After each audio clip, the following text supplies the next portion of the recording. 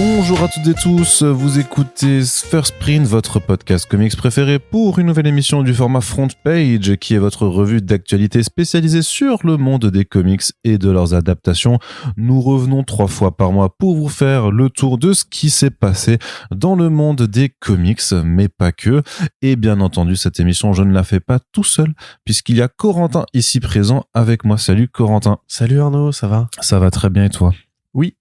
Ah. Voilà, j'ai bien dormi. Ah. Je suis en forme. Oh. Tu te rends compte ? C'est une grande première dans l'histoire de ce podcast. C'est un peu 5 ans qu'on attendait ça, donc je suis ravi que ça arrive aujourd'hui même. Même 10 ans, en vrai, depuis qu'on travaille ensemble, c'est jamais arrivé. Hein. C'est vrai, mais il y avait une vie avant First Print. Tu te rends compte ? C'est-à-dire qu'en fait, il y a le Big Bang, puis il y a eu First Print. Voilà. Ça, c'est un peu entre les deux, c'était la jeunesse. Voilà, c'est ça. C'est un peu comme ça l'histoire du monde. Donc, on commence toujours nos front pages par remercier qui ça ? Eh bien, notre partenaire et sponsor, Pulps, bien entendu. Pulps avec ses 3 boutiques sur Paris et celle sur Bordeaux, où il y a parfois des laboubous que l'on retrouve à Bordeaux et même à Paris. Donc n'hésitez pas, parce que les comics maintenant c'est passé de mode, il n'y en a plus que pour les laboubous, donc n'hésitez pas à aller en acheter chez eux. C'est un nouveau running gag, les laboubous. Ouais, c'est ça, mais j'ai une fascination parce que je trouve ça horrible. Ouais, je suis d'accord, mais... Le nom est nul et en même temps ça devient vite addictif, tu vois. Et du Océane coup... disait labubu. Oui. J'aime bien parce que je trouve mignon quand elle dit labubu. Mais je crois que tu l'as déjà dit dans le ouais, podcast, je sais, cette anecdote. Labubu, c'est mieux à l'oreille que laboubou. Ah non, bah non. Labubu. Mais surtout qu'il y a, tu les entends, en fait, il y a des jingles et tout ça, et donc tu sais que ça se prononce la boubou. C'est ce qui manquait un peu au Funko Pop. C'est que c'était pas très agréable à dire, en fait, Funko Pop. C'est ça, et puis elles sont pas très jolies, alors que... Labubu non plus. Non, mais ça, eux, ils sont vraiment moches, en fait. Et du coup, t'as une forme de détestation, je pense attirance. qu'il y a un plaisir de la laideur aussi. Ouais, c'est ça. Tu sais, c'est comme les crados quand on était petits, les Garbage Page Kids aux États-Unis. Tu vois de quoi je parle ? Non. Mais c'était des pareil. Enfin, je vois ce que c'est, les crados. Oui, des poupées dégueulasses que les gens adoraient. Tu dis mais pourquoi ? C'était laid, c'était merdique. Bah ouais, mais c'est avoir un truc. Retour aux années 90. Avec les trucs, c'est plein de slime et de morve, les trucs comme ça là, les trucs qui les trucs qui faisaient vraiment que les parents avaient en horreur, quoi, hein, j'ai envie de dire. Mais donc voilà, donc ça, on remercie Pulps, notre sponsor et partenaire là-dessus. On plaisante, hein, bien entendu, c'est mieux d'aller acheter des bandes dessinées que des labous. Mais après, vous faites bien ce que vous voulez de votre argent. Par exemple, vous pouvez aussi contribuer à notre Tipeee. Bah par exemple. Voilà, ce qui peut être vachement mieux, mine de rien. Et donc, c'est pour ça qu'on remercie, bien entendu, toutes les personnes qui nous soutiennent actuellement sur notre plateforme. Donc, merci. Vous êtes 136 actuellement. On espère que vous serez un peu plus d'ici la fin du mois. N'hésitez pas, si vous avez envie, de faire un petit geste pour soutenir notre petit média. À notre modeste échelle, ça, tous les dons sont les bienvenus. Et Corentin, oui. On va pouvoir commencer dans la partie comics, mais d'abord juste un petit disclaimer parce que je suis une influenceuse lifestyle maintenant, j'ai changé. D'où tes cheveux. Voilà, j'ai changé de vie. Non, mais simplement pour vous dire que si jamais vous passez sur Paris jusqu'à janvier 2026, au 37 rue de Rivoli, il y a la Maison Ghibli qui vient d'ouvrir sa boutique, qui est un peu plus qu'éphémère cette fois. Et je vous le dis, je suis un énorme Ghibli zouz, bien entendu. Il y a plein de produits que vous pouvez retrouver là-bas. Il y a des peluches, il y a des sets de décoration, il y a des pins, il y a même des mugs, il y a même des lunchbox, il y a même des petits dioramas.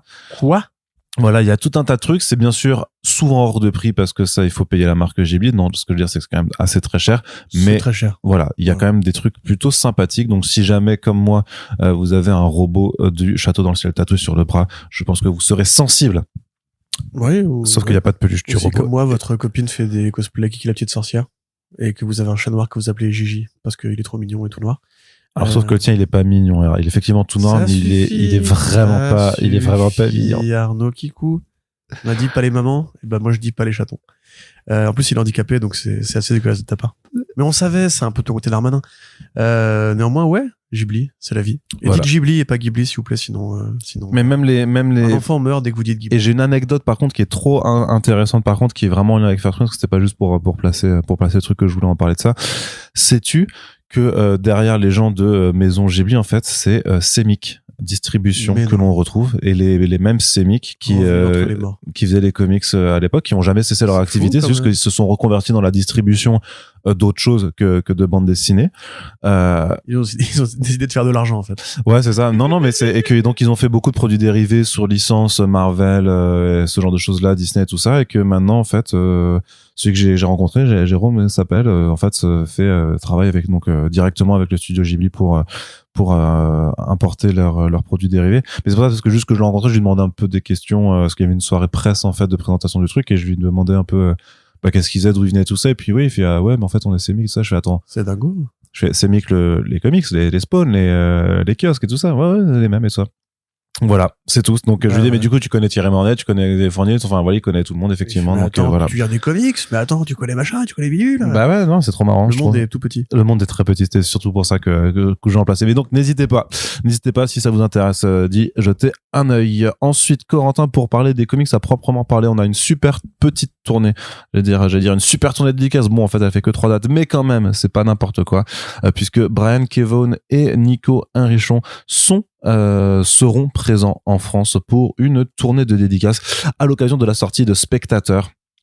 Leur nouvel album qui vient de sortir en librairie à l'heure où on enregistre ce podcast, vous pouvez déjà vous le procurer, mais la tournée de dédicace aura lieu du 5 au 8 novembre en allant à Lille, en passant par Paris jusqu'à Bordeaux, puis Toulouse. Toulouse au comptoir du Rêve Comics. D'ailleurs, petite annonce, le samedi 8 novembre, pour celles et ceux qui iront à la dédicace et à la rencontre à Toulouse au comptoir du Rêve, il se peut qu'il y ait de très grandes chances que vous rencontriez sur place un certain Corentin et un certain Arnaud Kikou qui seront présents à cette occasion. Et c'est qui? Du coup, je les connais? Je sais pas, c'est ces deux influenceuses beauté lifestyle qui font des pubs pour Ghibli maintenant, je crois. Plus toi, parce que... Mais avant, ils faisaient des trucs de comics.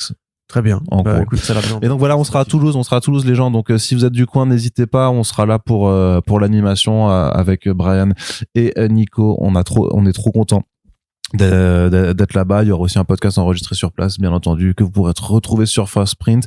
Donc voilà, ça va être trop cool. Donc vive Brian Kevon et Nico Hinrichon. Merci à eux de faire le déplacement, merci à Urban d'organiser cette tournée, merci aux libraires de les accueillir. C'est vraiment très cool parce que ça faisait depuis quelques années que Brian n'était pas revenu en France, Nico non plus d'ailleurs. Donc vraiment c'est plutôt cool quoi. Nico est peut-être plus familier du territoire vu qu'il a fait. Oui, mais c'est pas pour autant qu'il était revenu de. Non, bien sûr. Tu vois. Sachant qu'il est québécois ou il est juste canadien, je me souviens jamais. Je connais pas ses origines par cœur et vu mes connaissances en géographie, je préfère n'insulter personne. C'est pas la question. Voilà, moi je me protège. Mais sachant que Nico est aussi, il y a le nouvel album de Fang qui fait avec Joe Kelly qui vient de sortir aux Humanoïdes Associés, donc il y a une double actualité autour de lui, sachant que pour Brian Kevon, t'as vu les. Ouais, t'as vu. Ça revient des fois comme ça. Moi, ça revient très souvent en plus celui-là. J'ai du mal à le lâcher. Non, mais il y a son We Stand on Guard qui vient d'être réédité par Urban, qui est vraiment un super récit actuel presque, où en fait les États-Unis envahissent le Canada. Oui, qui avait repris dans les ventes, tu m'avais dit, depuis que Trump avait été élu. Aux États-Unis, ouais, ça avait fait un énorme bump après la mise en place des tarifs douaniers. En fait, il y a eu une énorme accélération. Donc, The Private Eye qui ressort également, en plus dans un format où il le met dans un petit coffret pour que ça puisse fourreau plutôt, pour que ça puisse rentrer à la verticale dans vos bibliothèques, puisqu'on sait bien que si vous n'avez pas lu ce récit de Brian Kevon et Marcos Martin, c'est simplement parce qu'il est à l'italienne et que ça ne rentrait pas bien dans votre bibliothèque. Donc, ils ont pensé à réparer cette erreur. Donc, n'hésitez pas, mais en tout cas, voilà. C'était prévu pour le numérique, ceci étant. Oui, c'est pour ça que c'est à l'horizontale et voilà. Ils ont pas voulu vous piéger ou quoi, c'est juste, c'est le format de la BD, quoi. Oui, mais après, il y en a d'autres genre comme Friday qui sont sortis en format normal, alors qu'elles ont aussi été publiées sur Panel Syndicate.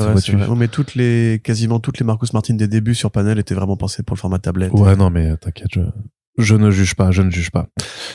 Donc, ensuite, qu'est-ce qu'on a? Corentin, je vais te laisser la parole juste pour du côté du point des financements participatifs. On a Slane, un nouveau bijou oldies à soutenir sur Ulule via les éditions Delirium qui entame donc cette nouvelle édition d'un projet ambitieux après avoir fait les 3 premiers Den dans une édition vraiment très très spéciale. Oui. On sait qu'ils vont continuer, ils vont faire les deux autres aussi, mais ils auront plus le matériel pour pouvoir faire vraiment leurs éditions ultra luxueuses. Mais là, ils s'entament donc un autre projet, sachant qu'ils avaient déjà publié un autre album Slane auparavant. Est-ce que tu peux un peu nous présenter le truc? Très rapidement, parce que je suis pas du tout aussi expert de Slane que je sais pas d'ailleurs si je suis vraiment un expert, de Richard Corben, mais Slane en l'occurrence, je taquine, mais j'ai pas du tout lu toute la série. C'est encore une production 2080 en vérité, donc ça rentre dans l'accord que Delirium a avec 2080 et Rebellion depuis le Royaume-Uni. Donc en l'occurrence, c'est le versant un peu plus fantasy, voire fantasy barbare, puisque le personnage de Slane, en fait, c'est à la fois un aggloméré de vrais contes et légendes de la mythologie celtique, particulièrement irlandaise en l'occurrence, aggloméré avec un côté, à l'époque c'était les barbares, c'était l'époque où Conan s'était lancé chez Marvel, avait rencontré un énorme mouvement de popularité, c'était l'époque des jeux de rôle papier, c'était l'époque du cinéma geek, de l'animation geek, et du film Conan le barbare de John Milius, puisque Slane il apparaît en 83. Hein. C'est encore une fois une création de Pat Mills, le grand père fondateur des éditions 2080, qui a co-créé Judge Dredd, qui a co-créé la plupart des personnages en fait de cet univers. Et voilà, effectivement, c'est un aventurier qui est amené à devenir roi. Donc exactement comme Conan le barbare. À ceci étant, J'allais dire comme Bob Moran, mais parce qu'il devient un roi, Bob Moran. non, parce que l'aventurier. Mais Tout chacal. ouais. Désolé. Voilà. Bref, merci pour cette référence. Ah bah toujours. Qui me fait perdre le fil, mais c'est pas grave. Donc ouais, effectivement, ça commence un peu comme un récit d'errance, on va dire, avec beaucoup d'adversaires, des aventures très ponctuelles.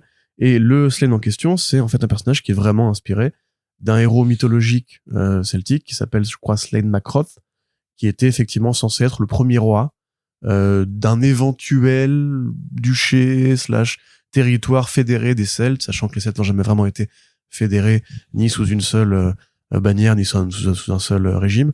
Néanmoins, voilà, c'est un petit peu comme comment il s'appelle déjà le héros gallois Leif Lewin, je crois, un truc comme ça. Il y avait un comics qui avait été fait sur lui. Mais en fait, voilà, c'est un peu leur héros fondateur façon Roland, façon Charlemagne, façon Clovis, façon Mérovée. Voilà, c'est le premier roi mythique qui va participer du roman national celte et irlandais.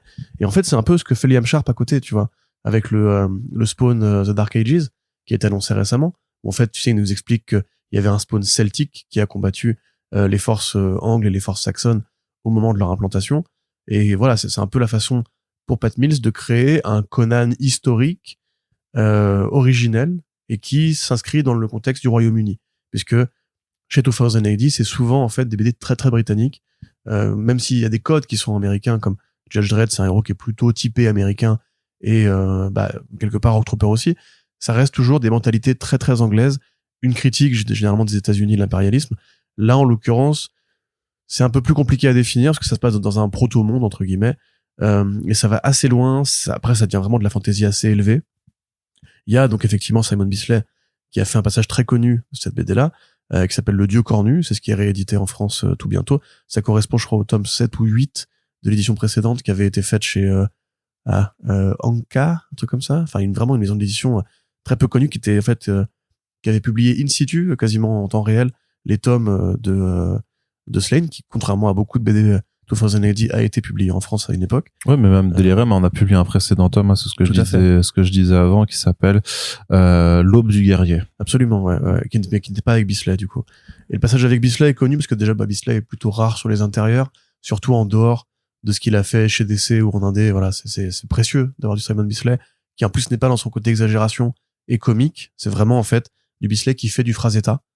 Mais il n'y avait pas que lui, il y avait aussi Mike Merlot, je crois, qui était pareil, un artiste peintre dans la veine de Bisley, mais qu'on a oublié en comparaison de Bisley, et qui en fait, il y avait vraiment eu un run de Slane en peinture avec Mills. Alors ce tome-là, on n'est que l'un des différents représentants, mais c'est très très beau, c'est très chargé, c'est très généreux. Vous avez des planches sur la campagne, c'est vraiment du grand comics en aérographe entre guillemets. Et moi, voilà, je connais assez mal ce truc. J'avais lu les passages de Glenn Fabry parce qu'au départ, donc c'était les progs. Hein. Encore une fois, c'était en noir et blanc avec cette technique d'ancrage très particulière. À l'époque où Fabry dessinait, en fait, d'ailleurs, c'est rigolo de découvrir ces pages-là parce que Fabry fait quasiment du Brian Bolland au niveau du dessin et des structures. Parce qu'après, on a perdu un peu la piste de Fabry en tant que dessinateur d'intérieur. Après, il a fait beaucoup des couvertures, les couvertures de Preacher notamment, de Hellblazer et tout. Mais effectivement, il y a quand même une belle collection de grands noms qui sont passés sur Slane, alors que le héros lui-même, comme il est très britannique et que il est en concurrence avec une mode plus générale de la fantasy barbare qui était vraiment très importante dans les années 80, on l'a pas beaucoup connu. Nous, entre guillemets, j'ai vu beaucoup de gens qui redécouvraient l'existence de cette série à l'aune de cette campagne Kickstarter, les plus vieux l'ont connu parce qu'effectivement il y a une vraie distribution française et tout. Mais ouais, voilà, c'est quand même un beau projet. Encore une fois, Delirium qui va chercher l'excellence et pour le publier intelligemment, parce que là ils reprennent les vrais originaux de Bisley. Ouais. Une vraie démarche derrière. Ouais. Sans refaire la colo, parce que là c'est plus compliqué. C'est pas comme Corben qui dessine et après se met en couleur lui-même. Où là du coup ils avaient fait appel à Villarubia pour faire un remaster. Là c'est vraiment de la peinture, donc c'est plus compliqué à remasteriser de la peinture que des planches qui sont colorisées ensuite. Néanmoins voilà, c'est un bel album, dos toilé, édition série limitée, un print exclusif. Si j'avais les moyens, j'aurais baqué. Ça, faut voir si ça, la campagne continuera jusqu'à ce que j'ai eu ma paye. Mais franchement, voilà, c'est le genre de projet. Si vous aimez un peu les trucs rares, les trucs très exigeants, très sélects, et qui voilà participent de ce côté un peu les secrets bien gardés de l'industrie, il y a vraiment pas de raison d'hésiter. Oui, parce que c'est donc un très très beau livre, hein, mais donc qui a aussi un prix onéreux qui est de 65 € pour l'édition, sachant qu'il y a les frais de port aussi et que maintenant Ulule prend une commission à chaque fois, donc c'est toujours 1 ou 2 €, donc c'est pas non plus grand chose, mais ça forcément ça additionne toujours les frais. Donc effectivement, la campagne elle a encore lieu pendant 40 jours à l'heure on enregistre, donc sur tout le mois d'octobre et de novembre jusqu'à début novembre. Donc j'ose espérer que tu auras reçu ta paie d'ici là. Bah, j'espère, oui. Parce que là, j'ai déjà après, payé, je pense que si tu la recevais pas d'ici là, t'auras d'autres problèmes que t'acheter un bouquin. Oui, mais là, ça y est, je suis en mode full agir, là, j'étais payé le 15 du mois, là, tu vois. D'accord. Donc, tout va bien. Très bien, mais en tout cas, ça existe. N'hésitez pas à jeter un coup d'œil sur la page Ulule et à soutenir Delirium si vous le pouvez, puisqu'il le mérite avec tous ces travaux-là. Et du côté de Comics Initiative, alors il n'y a pas de campagne Ulule, mais sachez que The Holy Roller, donc le titre de Adam Sandberg, Andy Sandberg, Rick Remender, Joe Troman et Roland Boschi, donc sur le Troman, écoute. Troman. C'est le mec de Fall Out Boy. Oui, c'est le mec et c'est le nom sur la couverture, donc j'espère qu'ils n'ont pas fait une faute de frappe. Donc font ce super héros qui déboîte du nazi avec des boules de bowling. Je pense qu'on a tous besoin un peu de voir des nazis se faire taper sur la gueule en ce moment. Donc ils font pas de Ulule parce qu'ils ont eu des diverses contraintes de temps et machin. Donc en fait ils passent par une opération un peu similaire qui est une opération de précommande directement sur leur site internet, sachant qu'il y a une édition collector à se procurer, donc il y a 35 € contre 25 pour la régulière, mais la collector, en plus d'avoir une couverture variante de G.H. Williams 3, ce qui est quand même plutôt sympathique, ne sera pas proposée en librairie à l'inverse de la version régulière. Donc si vous voulez soutenir directement l'éditeur, vous pouvez la précommander sur leur site, sachant que vous pouvez en profiter pour regarder tout leur catalogue et vous faire plaisir si vous le voulez. Sachant que la précommande aura lieu jusqu'au 9 novembre, donc là aussi vous avez encore quelques semaines, mais ne tardez pas trop. Du côté du reste de l'actualité, Andy Samberg qui est un acteur et humoriste du Saturday Night Live et le héros Jack Peralta de la série Brooklyn Nine-Nine, pour ceux qui n'avaient pas reconnu le nom. Voilà, pour aller du côté de l'actualité concrète, Corentin, c'est toujours la Demer au FIBD 2026. Alors on enregistre ce podcast, les candidatures ont été closes pour le fameux appel à projet, enfin l'appel à la concurrence, puisqu'on vous rappelle qu'il y avait une grande grogne ce printemps-là qui mettait en cause la gestion du FIBD entre l'association du FIBD et la société 9e Art Plus dirigée par Franck Bondou, puisque au terme de 2027, normalement, le contrat qu'il y a les deux entités devait être dénoncé et un nouvel appel à projet devait être fait, puisque 9e Art Plus, en fait, la gestion en tout cas du festival est vivement critiquée sur différents aspects, que ce soit sur la gestion financière, que ce soit sur la gestion humaine par rapport au fait que apparemment c'est du management, merci, toxique, et par rapport aussi à l'affaire d'une employée qui a porté plainte pour viol présumé et qui a été licenciée suite à ce dépôt de plainte. Donc voilà, tout un tas d'éléments qui font que grosso modo, je crois que quand même une grande majorité des auteurs et des autrices de BD en ont un peu marre en fait que le FIBD soit géré par 9e Art Plus. En tout cas, souhaite que cette gestion soit remise en question avec des nouvelles conditions, une nouvelle charte à respecter. Il y a aussi des maisons d'édition qui ont commencé à hausser le ton. Et donc, l'association du FIBD, qui est présidée par Delphine Groux, avait lancé cet appel à projet après une grosse pétition qui avait été suivie, notamment signée par plusieurs grands prix et plusieurs lauréats des fauves du festival. Donc là, il y a un nouveau papier dans l'Humanité qui est sorti il y a quelques jours de la clôture justement du dépôt des candidatures, puisque les résultats vont être annoncés là au courant du mois de novembre. Et dans ce papier, en gros, en fait, c'est le Grand Prix Anouk Ricard de l'année dernière, donc autrice de bande dessinée, qui a dit qu'elle ne participera pas au festival. Et ça a d'autant plus d'impact que généralement, quand on est Grand Prix, en fait, on a droit de facto à une exposition dédiée à son travail et aussi de réaliser l'affiche de l'édition suivante du festival. Donc elle a décidé, face aux polémiques qui continuent, face aussi apparemment à des un appel à projet qui visiblement ne viserait qu'à reconduire de toute façon 9e art plus. En tout cas, c'est ce qui est reproché à l'association. Voilà, face à... C'est factuel en l'occurrence. Bah non, c'est pas factuel parce qu'on n'est pas derrière les dossiers de choses, donc on peut pas imaginer que c'est factuel. On peut pas le dire. On peut imaginer qu'il y a des grandes chances. Parce que mais il y a des dossiers sérieux qui ont été des candidatures sérieuses qui ont été posées avec notamment la Cité de la BD qui voudrait s'associer à différentes organisations et financeurs publics pour reprendre le festival. Il y a aussi Céline Bagot qui a fait le festival Pop Women qui est à Reims, je crois, un festival pop culture très axé féminisme qui est sur le dossier. Donc voilà, sur le site du Monde, on voit différents dossiers qui ont été retenus. Il y a eu une douzaine au moins de candidatures quand même, avec des gens, avec des personnes, voilà, qui ont plus ou moins d'expérience là-dessus. Mais justement, ce qui était reproché, c'est que dans les conditions du dossier de candidature, il y avait vraiment des critères qui de facto empêchait tout acteur indépendant ou qui se lancerait nouvellement en fait de pouvoir candidater à ça, puisqu'il fallait au moins une sorte de CV avec au moins 4 lignes sur le CV en question, quoi. Donc c'est le il y a une nouvelle en fait il y a une nouvelle lettre ouverte qui a été mise en ligne tout récemment avec un ensemble de collectifs qui ont dit en fait que qui poursuivaient leur appel au boycott en disant en fait visiblement il y a rien qui va changer, donc on maintient en fait notre appel soit à boycotter, soit à faire des actions sur le festival. Et c'est même en fait sachant que là c'est trop tard pour faire plier le 9e art plus, puisqu'ils ont fermé l'appel. 9e art plus de toute façon est légitime et a le droit de candidater à sa succession, donc ça c'est pas le problème. Ouais. Le problème c'est la façon dont le recrutement est fait. Après ça découle de discussions auxquelles tout le monde n'a pas droit parce que ça c'est à eux de gérer les choses. Mais ce qui s'est passé par contre, c'est que le SNAC BD, donc le syndicat national des auteurs et compositeurs de BD, qui était le seul syndicat qui faisait partie de l'association pour le développement de la bande dessinée à Angoulême, a décidé de quitter l'association là il y a quelques jours, justement parce que ils estiment que tout le travail entrepris pour essayer de faire changer les choses en fait ne réussit pas à aboutir. Donc en fait ils jettent un peu l'éponge, donc ça laisse vraiment ça laisse vraiment, enfin ça fait vraiment une situation qui est compliquée. De fait que l'association a répondu aux critiques qui lui étaient faites, ils ont fait, faut que j'en fasse un article, mais ils ont répondu sur leurs réseaux sociaux en disant évidemment que les critiques sont injustes, infondées, et en essayant d'expliquer leur démarche.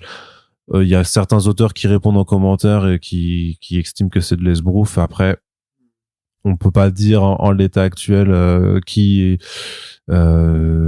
aurait tort ou qui aurait raison juste sur la base de communiquer des communiqués respectifs, mais dans l'ensemble en fait tu sens que c'est toujours pas réglé, hein, quoi.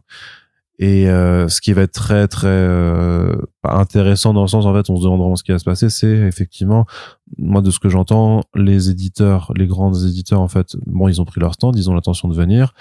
Pour ce qui est du comics, les éditeurs vont venir aussi, et je pense que si vous suivez notre actualité, vous avez déjà deviné a priori certains des noms qui seront au programme.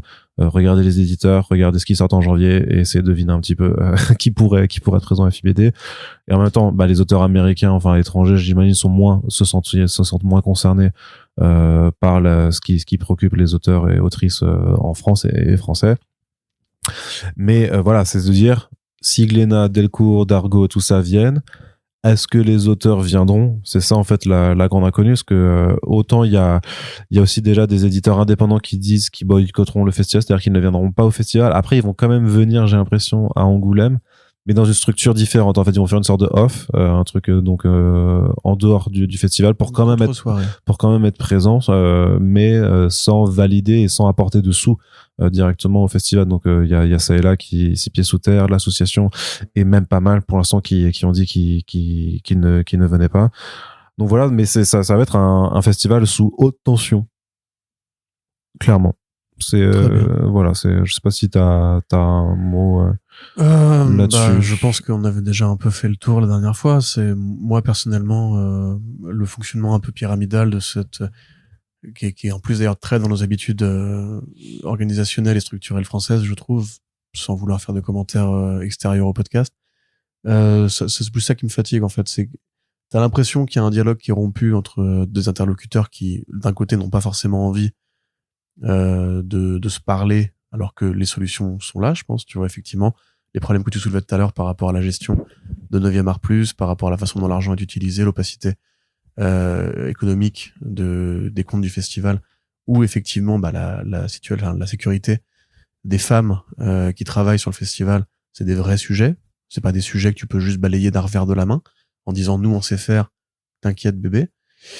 Donc à un moment donné, voilà, moi je pense que si effectivement ces gens qui dirigent le festival et cette espèce d'entre-soi qui fait que 9e art plus est plus ou moins garanti d'avoir à la fin gain de cause parce que les élites qui donnent après l'attribution sont proches de Bandou et de sa clique, t'as envie de dire que ouais, en fait à un moment donné c'est quand même bizarre que dans notre petit milieu de la culture BD en plus particulièrement, il y a pas non plus des milliards qui circulent, il y ait quand même ces comportements un peu autocratiques, un peu comment dirais-je, pontifiants. Voilà, c'est-à-dire des gens qui vont dire non mais de toute façon nous on a décidé et vous si vous venez pas vous perdrez de l'argent, donc on vous prend un peu en otage, on vous prend un peu par les couilles grosso modo et on vous dit de toute façon on fera comme ça et puis c'est tout.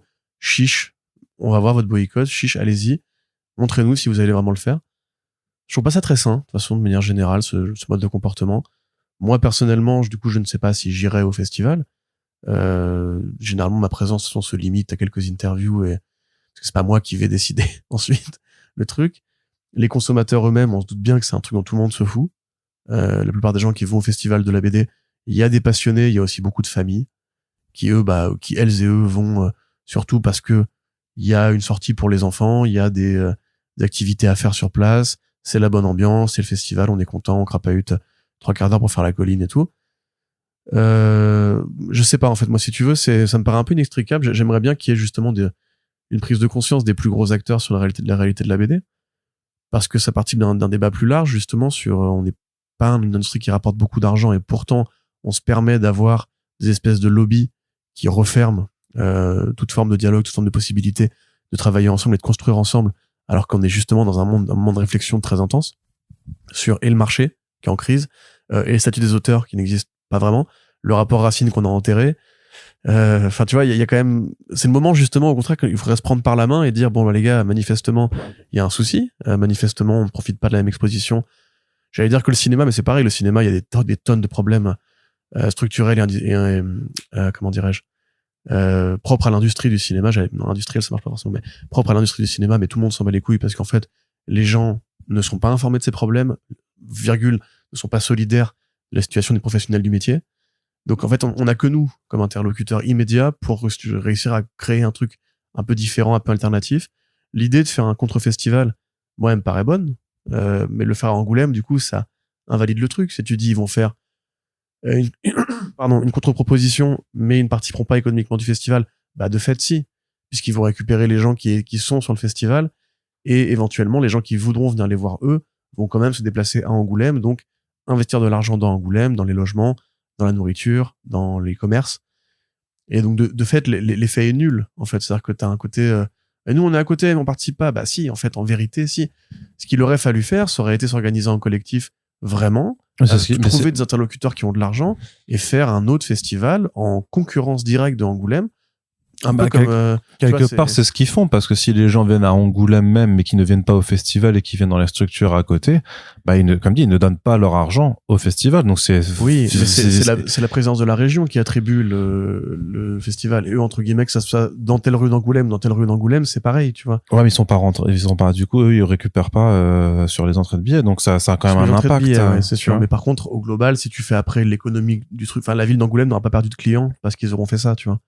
Moi, ouais, si mais ce sera pas allé aux mêmes personnes. une autre ville dans la région d'à côté, et j'aurais dit, écoutez, manifestement, il y a plein d'éditeurs qui sont pas contents. Faisons un petit festoche à côté qui coûtera probablement moins cher, qui ramènera moins de gens, mais pour mettre un coup de pression, en fait, pour dire à 9e art plus, en fait, les gars, les gens ne viennent pas à Angoulême pour l'agrément et la ville et l'architecture. Soyons un peu sérieux. Les gens, ils viennent, shots fired. Les gens, ils viennent parce qu'il y a la BD. Donc, si la BD décide de pas aller à Angoulême toute seule ne peut rien faire, en fait. Et c'est ça un peu qui me chagrine, c'est que j'ai l'impression qu'il y a un bras de fer et qu'en fait les éditeurs vont céder au bras de fer en disant bah en vrai c'est moins compliqué que de faire comme ça. Alors que tu peux imaginer un monde comme à l'époque de la République romaine où les pauvres avaient quitté la ville en disant bah on paiera pas vos taxes et on va créer une ville parallèle, et du coup après les riches avaient dit bah revenez, ok, on va discuter, on va s'arranger. Là c'est un peu ce qu'il aurait fallu faire, je pense, mais je comprends bien que c'est très compliqué, que c'est facile pour moi de le dire depuis le confort de ce magnifique pouf. Qui épouse parfaitement ma colonne vertébrale, mais et que voilà, c'est un début de réflexion, probablement qu'il faudra des années, des négociations plus complexes dans la foulée. Moi néanmoins je respecte et je soutiens toute personne qui voudrait boycotter en considérant qu'il a une voix à faire valoir et qu'on n'est pas encore une fois prisonnier des décisions de connards qui se mettent dans une pièce pour dire on fait comme ça et on s'en fout des autres, parce que je trouve que c'est vraiment, particulièrement en ce moment, pas la bonne attitude en fait. Bon, on verra bien de toute façon ce que ça donnera, et j'imagine que la conférence de presse, s'il y en a une, sera dans une drôle d'ambiance peut-être. En plus, que, comme tu dis, les Japonais, les Américains, enfin les anglophones, eux ne se sentent pas préoccupés. Enfin, probablement qu'il y a une forme de solidarité. Si, il y a une solidarité, parce que la pétition, quand elle avait été signée par les 400, oui. Enfin même c'est devenu un millier de personnes, il y avait aussi des auteurs américains, des grands prix américains. Enfin, il y avait les Québécois, évidemment. Il y avait Julie Doucet, il y avait Art Spiegelman, il y avait quand même pas mal de grands noms. Quand t'es en compétition pour un prix, venir en France, même si ce n'est que Angoulême entre guillemets, pour nous c'est une petite ville de France. Pour le monde de la BD, c'est la capitale, enfin l'une des capitales mondiales de la BD. Je peux comprendre que le prestige d'être invité en France, rencontrer un public international et recevoir un prix l'emporte sur une situation T. Oui, et puis, très franco-français. Et puis on dira toujours qu'il y a des réalités aussi, c'est que pour certains c'est juste un passage obligatoire pour rencontrer des gens, pour réseauter, pour le maillage professionnel, pour même, et au-delà de ça, pour se parler entre artistes aussi, pour se retrouver, parce que le quotidien des artistes, vous le savez, c'est pour beaucoup d'être seul chez soi à trimer sur des planches, c'est pas forcément très agréable, donc ça fait aussi une espèce de respiration, mais c'est aussi la respiration certes, mais aussi les bonnes conditions de faire un festival. C'est pour ça qu'il y a eu l'accès à la rémunération pour les dédicaces, qui est quand même un des seuls trucs peut-être du rapport Racine qui a émergé. Et donc il y a tout un tas d'autres revendications sur le fait de rémunérer aussi les auteurs pour leur venue, leur participation à des conférences. Donc voilà, il y a encore pas mal de choses à faire pour que le festival soit vraiment un lieu où les auteurs sont considérés. Il y a même un truc, je sais que je crois que c'était Jean-David Morvan qui disait, mais les auteurs n'ont même pas d'un accès spécial aux expositions, ce qui est effectivement aberrant, puisque ils sont déjà pris par leurs dédicaces ou leurs ateliers. S'ils doivent après faire la queue 3 heures pour juste regarder une exposition en plus parfois de leurs confrères, c'est quand même dommage qu'à eux on ne leur donne pas comme aux journalistes, j'ai l'impression. Encore que nous, je sais pas si on a un coup de pile, mais non en fait. Si on a une queue, nous on a un accès presse en fait, on a une queue pour la presse. Ah oui, dans ce sens-là, c'est ce que je veux dire là. Et apparemment pour les expos aussi. Ouais, bien sûr. Ah ouais, il fallait me prévenir parce que moi j'ai toujours fait la queue. Je suis un guignol aussi. Donc oui, t'es un peu un guignol parce qu'il y a marqué entrée visiteur et entrée presse en fait généralement. Donc, non, l'expo Chris Ware, il y avait pas de. Enfin, tu faisais la queue comme tout le monde quoi. Non, alors c'est peut-être que celle pour de l'alpha, effectivement. Mais généralement, je sais pas, moi les autres, j'ai jamais eu l'impression d'attendre. Mais en tout cas, ce que je veux dire, c'est que c'est pas débile de dire qu'il pourra avoir effectivement juste à un coupe-fil, parce que eux clairement ils ont 12 000 dédicaces à faire pendant tout le week-end, et donc le peu de temps libre qu'ils ont, bah s'ils peuvent le consacrer à faire des expos, ce serait bien qu'ils aient le temps de le faire, surtout qu'on rappelle que dans cette ville de merde tout est ultra éloigné et qu'il faut à chaque fois un quart d'heure de marche minimum pour atteindre la moindre activité, et c'est de la marche souvent en montée ou en descente, donc c'est excellent pour les ischio-jambiers. Voilà, et en plus il fait froid, il pleut, parce que vraiment on déteste Angoulême. Il pleut pas tout le temps à Angoulême. Moi, je veux bien qu'on crache sur la ville, hein, avec plaisir. Par contre, le climat, généralement, il fait juste froid. Ah, t'en as pas encore fait assez, c'est pour ça. Ah bah attends, on est pas loin de la dizaine là quand même. Non, en plus toi tu viens pas assez souvent, parce que toi tu viens que le samedi, dimanche. Oui, moi je fais les 4 jours, moi je fais les 5 jours, donc c'est un autre délire. Allez Corentin, on passe à la suite du côté juste des annonces de la VF. Qu'est-ce qu'on a eu? On a eu une annonce pour c'était dans les derniers jours des big news qu'on avait abordé dans le dernier front page, un Fantastic Four fanfare qui s'offre un très grand format. Donc c'est un fantastique format, peut-être chez Panini Comics, pour un numéro un peu spécial, mais qui s'offre un format un peu le même souple grand format des Black, White and Blood, c'est ce qu'il a dit, enfin c'est ce que et des Hulk grandes et des grandes designs qu'on avait aussi à l'époque. Tout à fait, dans le communiqué. Il y a pas grand chose de plus à dire, effectivement. Les big news là, c'est surtout une question de format, hein, en vérité. L'anthologie en question, parce que c'est une anthologie en 4 numéros. L'avantage qu'elle a quand même, c'est que c'est des belles équipes créatives, du passé et du présent. Il y a beaucoup de grands noms de tête, je me souviens pas forcément de tout. Il y a Jonathan Hickman et Sarah Pikeli. Il y a c'est déjà bien, ça c'est bien, c'est convaincant comme équipe créative. Tu peux m'aider, Arnaud, s'il te plaît? Je me souviens plus, j'ai tous noté en plus comme un crétin, j'ai été voir tous les numéros pour tout retrouver. Et ça m'a glissé de la tête. Mais donc oui, c'est une anthologie qui a été annoncée pour... Mark Waid, Ramon Rosanas, Alan Davis, Andrew Wheeler, Dustin Weaver, Mark Buckingham, Dan Slott, Marcos Martin, Tom DeFalco, Ron Friends, Chip Zdarsky, Michael Red, Joe Michael Straczynski, Cafu, Greg Weisman, Mark Badley, Daniel Warren Johnson et Tyrell Cannon. C'est ça, voilà. Vous voulez pas, j'ai pas noté. Effectivement, c'est pas mal. J'ai pas noté les coloristes, évidemment, mais pareil, t'as du Hollingsworth, t'as du Stewart, t'as toute la Dream Team de la mise en couleur. Qui est venu rendre hommage au Fantastic Four. Pourquoi? Parce que la série en question avait été commandée pour accompagner le film, elle est sortie cet été. C'est des histoires courtes qui reviennent un peu sur le quotidien des FF. C'est littéralement du Black, White and Blood, hein, quelque part, dans le sens où on a pris des équipes créatives conséquentes et de talent et au dessin et au scénario pour faire vraiment des petites scénettes. Néanmoins, c'est pas du Black, White and Blood dans le sens où c'est pas violent et où c'est en couleur. Mais par contre, l'idée est la même. Si vous manquez de lecture sur les FF et que vous avez de l'argent, n'hésitez pas à investir là-dedans si ça vous fait envie. Moi, je vous conseillerais plutôt de lire les FF en canon parce que, évidemment, c'est toujours frustrant, hein, les histoires courtes. Ça dépend ce qu'on aime, en fait. Moi, c'est vrai que sur ces personnages-là, je préfère des histoires plus longues que de ce côté un peu anthologique. Néanmoins, c'était un bel hommage rendu au héros de Jack Kirby pour le moment un petit peu de la nouvelle explosion avec le film qui sortait. Donc, tant mieux si Panini veut soigner ce petit homme-là. Ouais, je trouve ça cool. C'est une façon d'attirer l'attention aussi sur le format, quoi, parce que s'il sortait en 100%, personne n'en aurait cure. Donc, voilà. On aurait cure. Oui. Tout à fait. Voilà, quel vocable. Je fais du français elevated. Wow. Du français élevé. Dit-il en parlant en anglais. Là-dedans. Exactement. Exactement. On n'est pas à un paradoxe près. Mais en tout cas, ce sera disponible prochainement. Et sachez que Panini avait aussi annoncé une nouvelle vague de poches, puisque les Marvel poches, ça fonctionne très bien chez eux. Et en même temps, vu l'historique de Marvel en France, il y a beaucoup de choses qui peuvent rééditer, parce qu'il y a déjà beaucoup de choses qui ont été éditées, parce que le principe de poche, c'est de faire des choses qui ont déjà fonctionné, en tout cas, qui ont déjà été présents sur le marché d'une façon ou d'une autre. Et donc avec Panini, son historique et sa politique de réédition, voilà, c'est que des choses que a priori sûrement tout le monde a déjà lu, mais pourtant il y a quand même encore plein de choses en fait que les gens attendent d'avoir dans un format plus accessible. Donc ils ont annoncé 3 nouveaux récits complets de mémoire, avec d'un côté donc il y a Secret Invasion. Ouais. Il y a le Deadpool Massacre les classiques avec Deadpool Massacre Deadpool. Ouais. Et Civil War 2. Donc ça, c'est vraiment dans leur récit complet, sachant qu'ils ont déjà fait les premiers Deadpool Massacre l'univers Marvel, et qu'ils ont déjà fait le premier Civil War également, d'ailleurs même en 6 tomes, et ils ont fait en 6 ou 7 tomes, d'ailleurs je me rappelle plus combien c'est. Après, c'est un peu, c'est curieux d'avoir voulu considérer que Civil War 2 était du même acabit que Civil War 1.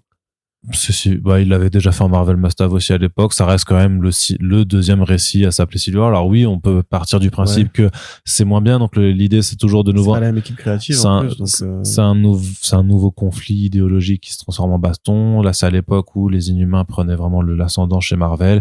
Il y en a un qui s'appelle Ulysse qui a un don de précognition et qui peut voir en fait des catastrophes arriver. Donc ça part un peu en Minority Report. Au départ, tout se passe plus ou moins bien. Les criminels avant qu'ils fassent une saloperie. Voilà. Ou laisser le temps de le faire. Et c'est Iron Man d'un côté qui incarne pour le coup le camp de la liberté. Et Captain Marvel qui incarne le camp du sécuritarisme. C'est ça. Et le truc, c'est que tout dégénère au moment où la vision d'Ulysse, en fait, ça implique Miles Morales qui se retrouve avec les mains tachées de sang et avoir tué tous les super-héros. Et donc là, forcément, ça commence à dire attends, mais ce que tu nous montres là, c'est pas forcément en train d'arriver. C'est un truc que tu nous montres, mais techniquement, ça, voilà, il ne l'a pas encore fait. Donc le futur n'est pas écrit. Voilà, on ne va pas arrêter quelqu'un pour quelque chose qu'il n'a pas fait. C'est complètement Minority Report de toute façon. Et donc c'est David Marquez au dessin.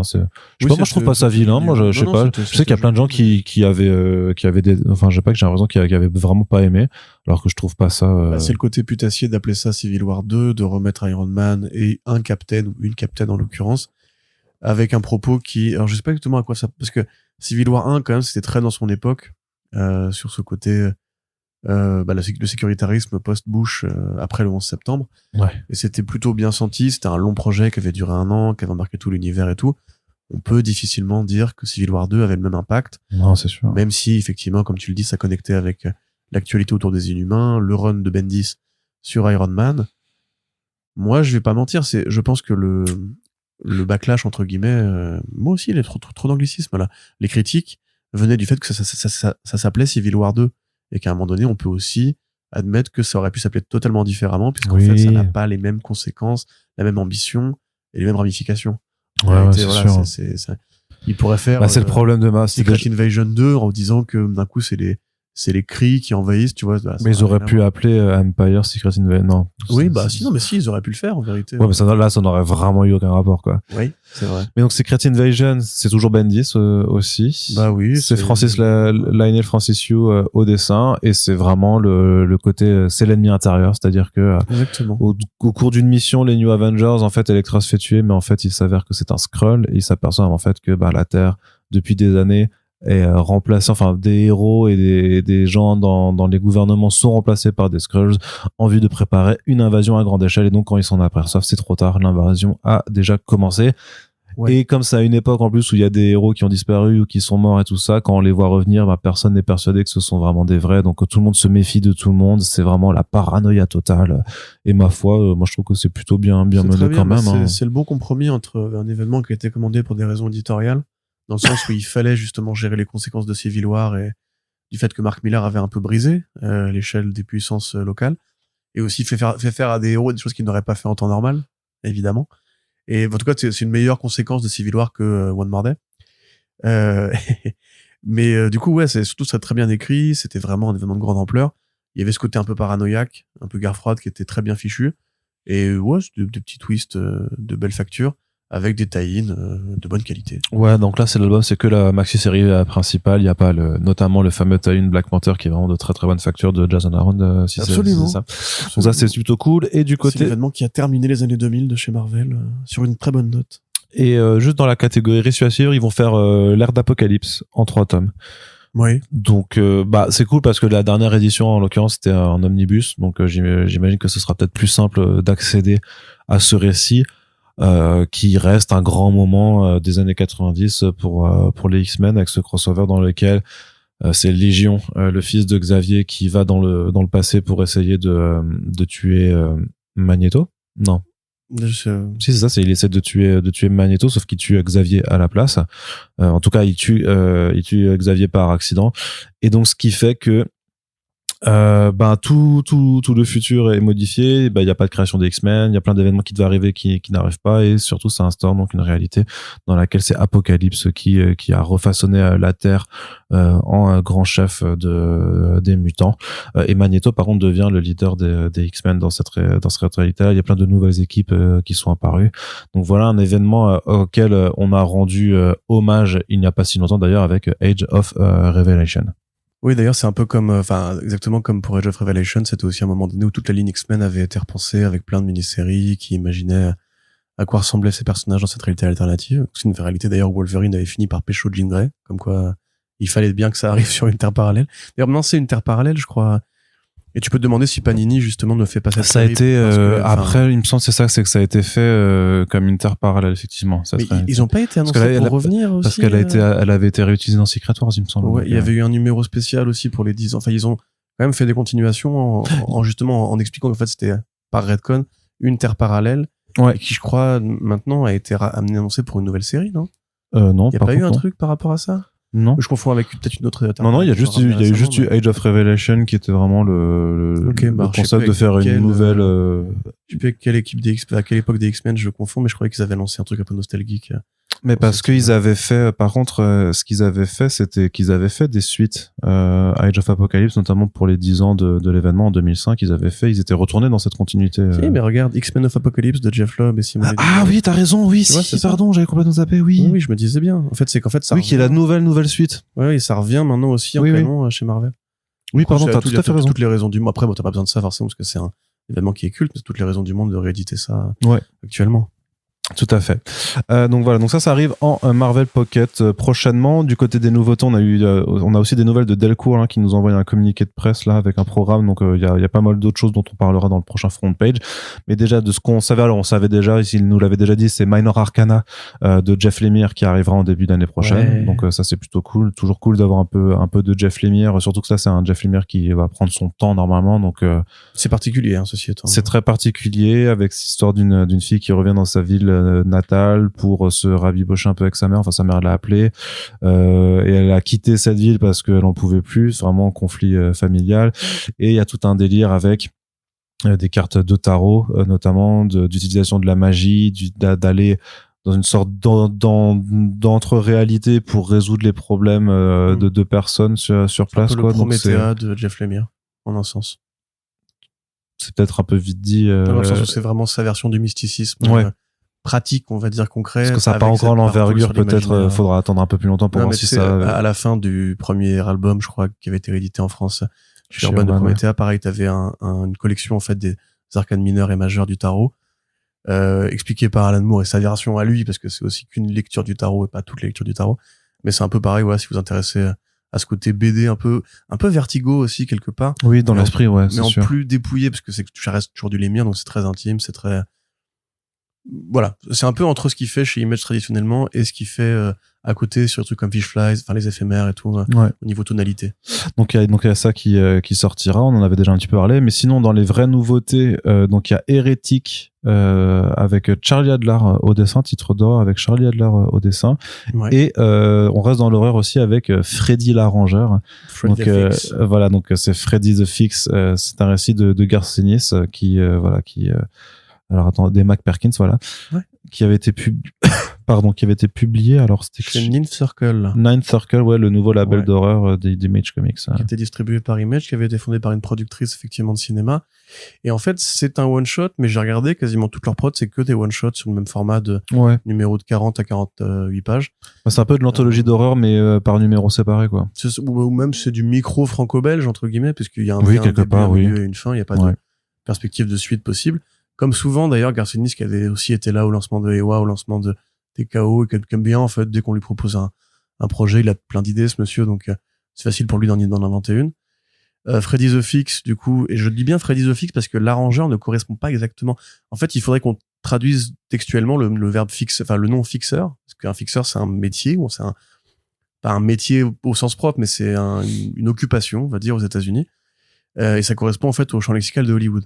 C'est-à-dire que les fixeurs aux États-Unis, enfin à Hollywood précisément, c'est des gens qui sont assermentés, qui travaillent pour un studio, soit avec un salaire, soit à la prestation. Et en fait, leur but, c'est d'être des facilitateurs. C'est-à-dire que, mettons, toi, Arnaud Kikou, tu fais un film, tu embauches... Dieu nous protège, tu s'il vous plaît. embauches Thibaut Claudel pour écrire le scénario. Il se trouve c'est que Thibaut est un bon occupé film. à jouer à Warhammer, t'en as ras le cul. Tu lui envoies un fixeur qui va lui mettre un petit coup de pression et lui dire, maintenant c'est bon, tu reposes tes figurines pour enfants de 40 ans, là, et tu C'est balle perdue, le coucou, pauvre. coucou, Claudel qui nous écoute sûrement. Et tu te mets au boulot. Et voilà, ça c'est un cas de figure où t'as besoin d'un fixeur. Pareillement, ton acteur principal, bah il est un peu occupé à Vegas à sniffer de la coke et à jouer son salaire. il y en a marre, il faut qu'il revienne au boulot, tu lui envoies un fixeur. Et en fait, à Hollywood, ça a souvent existé, alors avec parfois des dérivés un peu moins légaux, notamment Eddie Mannix, qui était un célèbre fixeur qui travaillait pour Louis B. Mayer, je crois, ou enfin qui travaillait grosso modo dans les studios de cette période-là, et c'est le mec dont on suppose qu'il a fait assassiner George Reeves. George Reeves qui était le mec qui jouait Superman dans le feuilleton des années 50, et que Ben Affleck a incarné d'ailleurs dans le film, je crois que c'était Hollywoodland, bref, l'un des acteurs de Superman qui a été suicidé d'une balle dans la tête, grosso modo, et on suppose que c'est Mannix qui l'a fait. Donc les fixeurs, ça a aussi une part très sombre, hein, en l'occurrence, et très lié avec justement ce côté un peu crime organisé, puisque Hollywood et la mafia, il y a souvent eu des liens de proximité. Un très bon exemple que je cite d'ailleurs dans l'article là-dessus, c'est le film Ave César, dans lequel effectivement Josh Brolin joue Eddie Mannix, qui est donc le fixeur qui doit s'arranger quand une actrice est enceinte pour lui trouver un mari, parce que sinon ça fait un scandale à Hollywood, c'est compliqué, etc. Ou quand un acteur est soupçonné de communisme, il doit aller le voir pour lui remettre un peu dans le droit chemin, on va dire, leur mettre un peu d'équerre. D'où le fait que ça s'appelle Freddy the Fix, Freddy the Fixer, effectivement, et l'arrangeur, et pas forcément la meilleure traduction, mais c'est normal. Tu peux pas traduire, enfin, tu peux pas laisser un titre comme ça, parce que ça correspond à rien en France, hein, il n'y a pas eu de fixeur. Enfin, il y en a eu quelque part, mais c'est un peu plus compliqué que ça.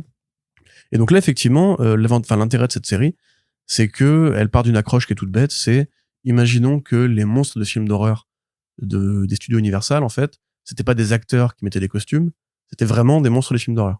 C'est-à-dire, imaginons par exemple qu'on est dans True Blood. Dans True Blood, toutes les races de monstres existent, sauf qu'en fait, elles font partie de la société. Elles ne se cachent pas. Elles existent au grand jour et elles travaillent, elles ont un salaire, elles ont des impôts à payer. Et ben là, c'est pareil. Universal, plutôt que de lancer des adaptations de grands contes classiques, en fait, était chercher les loups-garous, était chercher les vampires, était chercher les hommes-poissons, pour en fait leur proposer de jouer dans des films de cinéma. Sauf que eux, ça reste des bêtes, ça reste des monstres, ça reste des gens qui ont besoin de tuer pour vivre, pas pour exister, littéralement. Et donc, en fait, Ennis te déplace des scandales qui peuvent arriver dans la vraie vie, comme par exemple, tu as un acteur très célèbre qui est un loup-garou, qui est secrètement gay, et en fait, qui du coup paye de jeunes hommes pour coucher avec eux. Mais comme c'est un loup-garou, dans la folie de l'action, il bute son partenaire, quoi.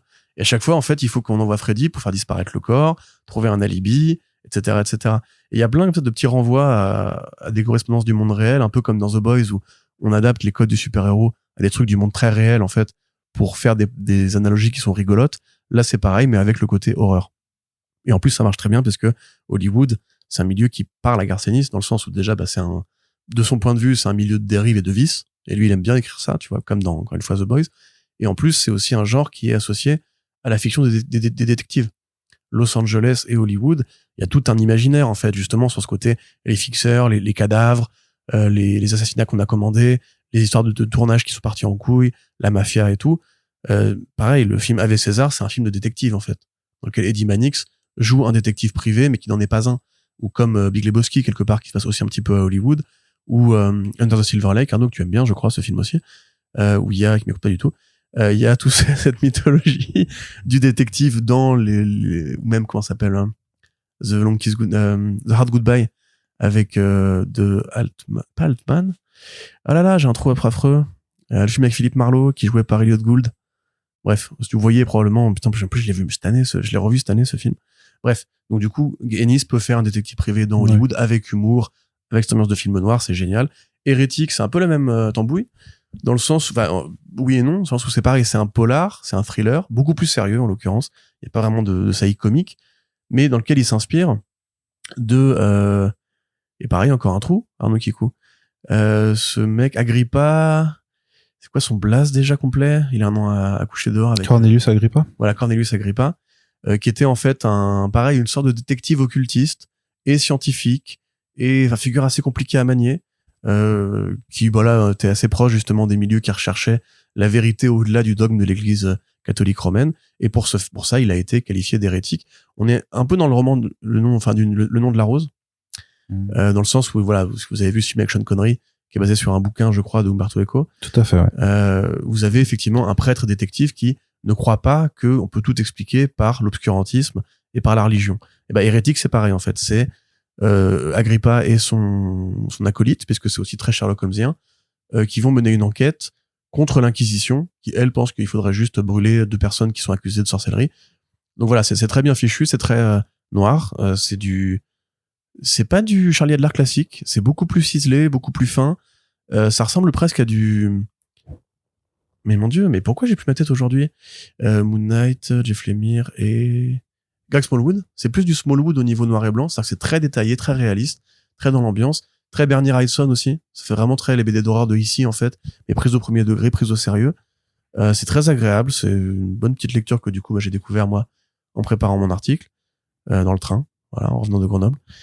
Et voilà, 2 belles pièces chez Delcourt qui de toute façon accompagnent depuis longtemps la nouvelle bibliographie de Charlie Adlard, puisque Adlard c'est évidemment Walking Dead, mais c'est aussi Altamont, c'est aussi voilà une production beaucoup plus européenne aujourd'hui, beaucoup plus beaucoup moins comics dans les codes de fiction, et c'est vrai qu'il a pris un joli niveau en termes de coups de crayon, donc voilà, c'est cool. Donc ça arrivera en début d'année prochaine. Chez Delcourt, qu'est-ce qu'on a eu d'autre encore? Il y a 404 qui a dévoilé l'ensemble de son programme 2026, alors ce qui est vachement plus simple à faire que par rapport à d'autres maisons d'édition, parce que il ne publie que 5 à 6 titres par an. En l'occurrence là, il y aura 5 titres mais 6 albums, puisqu'il y aura une publication un petit peu particulière. Des programmes dévoilés lors du vernissage d'une exposition consacrée à L'amour et la vermine, le nouvel album de Will MacPhail qui vient de sortir. Donc Will MacPhail, c'est Au-dedans, c'était formidable. Il est dessinateur pour le New Yorker, pardon, entre autres, parce qu'il fait des dessins pour d'autres revues aussi. Et donc Love and Vermin, c'est une collection de ses meilleurs dessins de presse, sachant que l'édition française en fait a droit à une septième partie par rapport au 6 de la VO, qui est un ensemble de dessins bonus qui a été compilé, et c'est vraiment plus d'une 50aine de pages de dessins supplémentaires qui a été compilé pour cette édition française justement. Donc prenez le bouquin, il est vraiment super chouette. Il y a certains gags qui sont vraiment à mourir de rire. Et il y aura une nouvelle petite interview avec Will MacPhail qui arrivera d'ailleurs sur le podcast, qui est beaucoup trop marrante. Si vous aviez écouté la précédente, c'est la suite directe, puisqu'on parle toujours de le même album mais d'un angle différent. Et si vous vous rappelez de l'histoire des bébés hamsters zombies, vous aurez un peu la suite spirituelle de cette histoire. Donc voilà, c'est bresson de ouf, et en même temps c'est terriblement drôle. Donc n'hésitez pas à écouter ce podcast quand il sera en ligne. Et donc, dans cette soirée de vernissage, il a présenté également le programme 2026. Alors, on commencera 2026 justement quand je vous dis regardez les éditeurs, ce qu'ils publient au mois de janvier, et d'essayer de deviner si les artistes pourraient être invités au festival d'Angoulême.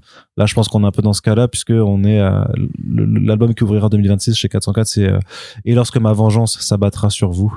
Donc le titre français de When I Lay My Vengeance Upon Thee, donc de Gus Moreno, illustré par Yacoub Rebelka, artiste fétiche de chez 404. Après le dernier jour d'Howard Philip Lovecraft, ils ont fait Judas et Origine.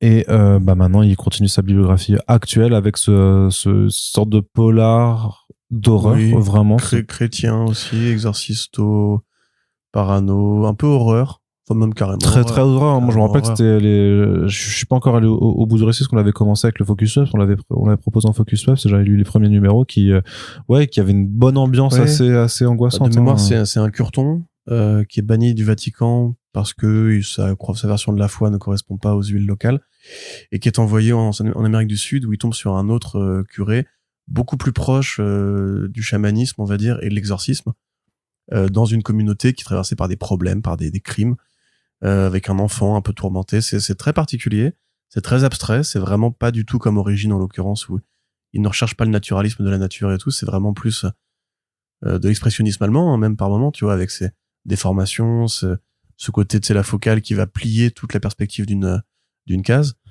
Moi j'en étais au numéro 3 de mémoire, et c'était pas mal. Il faut aimer ce genre d'horreur très chrétienne, enfin religieuse entre guillemets, ou mystique, mais c'est de la bonne cam. En tout cas, au niveau graphique, il a encore pris un nouveau style qui est très très différent de ce qu'il avait fait avec Lovecraft, et c'est plus proche du Judas en fait. C'est un peu normal, tu me diras vu les thèmes, mais c'est plus proche du Judas, mais un plus côté aussi. T'aimes à la couverture, quoi. L'édition elle est incroyable. Ouais. C'est vrai que la couverture est très belle. Donc voilà, ça, on a très hâte de retrouver. C'est de nouveau, c'est Laurent Caissier qui est la traduction. Laurent Caissier qui d'ailleurs vient de lancer une collection de romans d'horreur sur lequel il me semble que Nicolas Beaujean de 404 a travaillé, parce qu'il est directeur artistique de façon générale, qui s'appelle Styx, avec deux bouquins qui sont sortis, un d'horreur cosmique et un de plus de body horror. Donc voilà, je vais juste vous retrouver parce que maintenant je vous en parle, donc je suis obligé de vous donner les noms que je connais pas par cœur. Donc laissez-moi juste faire cette recherche. Alors voilà, et maintenant il faut meubler en disant n'importe quoi. Vache, prairie, fleur, saule pleureur. C'est bon, je les ai déjà. C'est La mer se rêve en ciel de John Horner Jacobs et Vers ma fin de Sophie White. Donc voilà. Très bien. Moi, je les ai pris. Il faut que je les lise maintenant, mais ça c'est encore toujours un autre défi. J'ai toujours pas fini Watership Down parce que ce bouquin me prend. Après, il est long. Hein. Watership Down. Ouais. Ouais, mais c'est juste une question. T'en es où là? Ouais, ils ont atteint la colline au moins. Enfin, je veux dire, ils sont sur. Non. Sérieux? Non, mais mais t'as même pas eu l'intro? Si, non, mais j'ai lu un tiers là. Okay. Mais c'est long. Ensuite, donc, pour revenir sur le programme de 404, après, on a une nouvelle création originale, qui s'appelle Green Dadrap.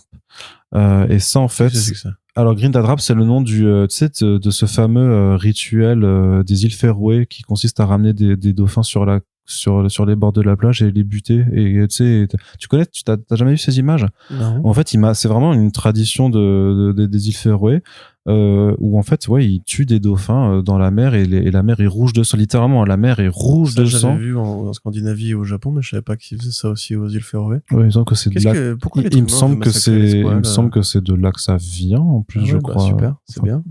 C'est les massacreurs de dauphins originels, je sais pas. On a lancé la mode, les gars, voilà.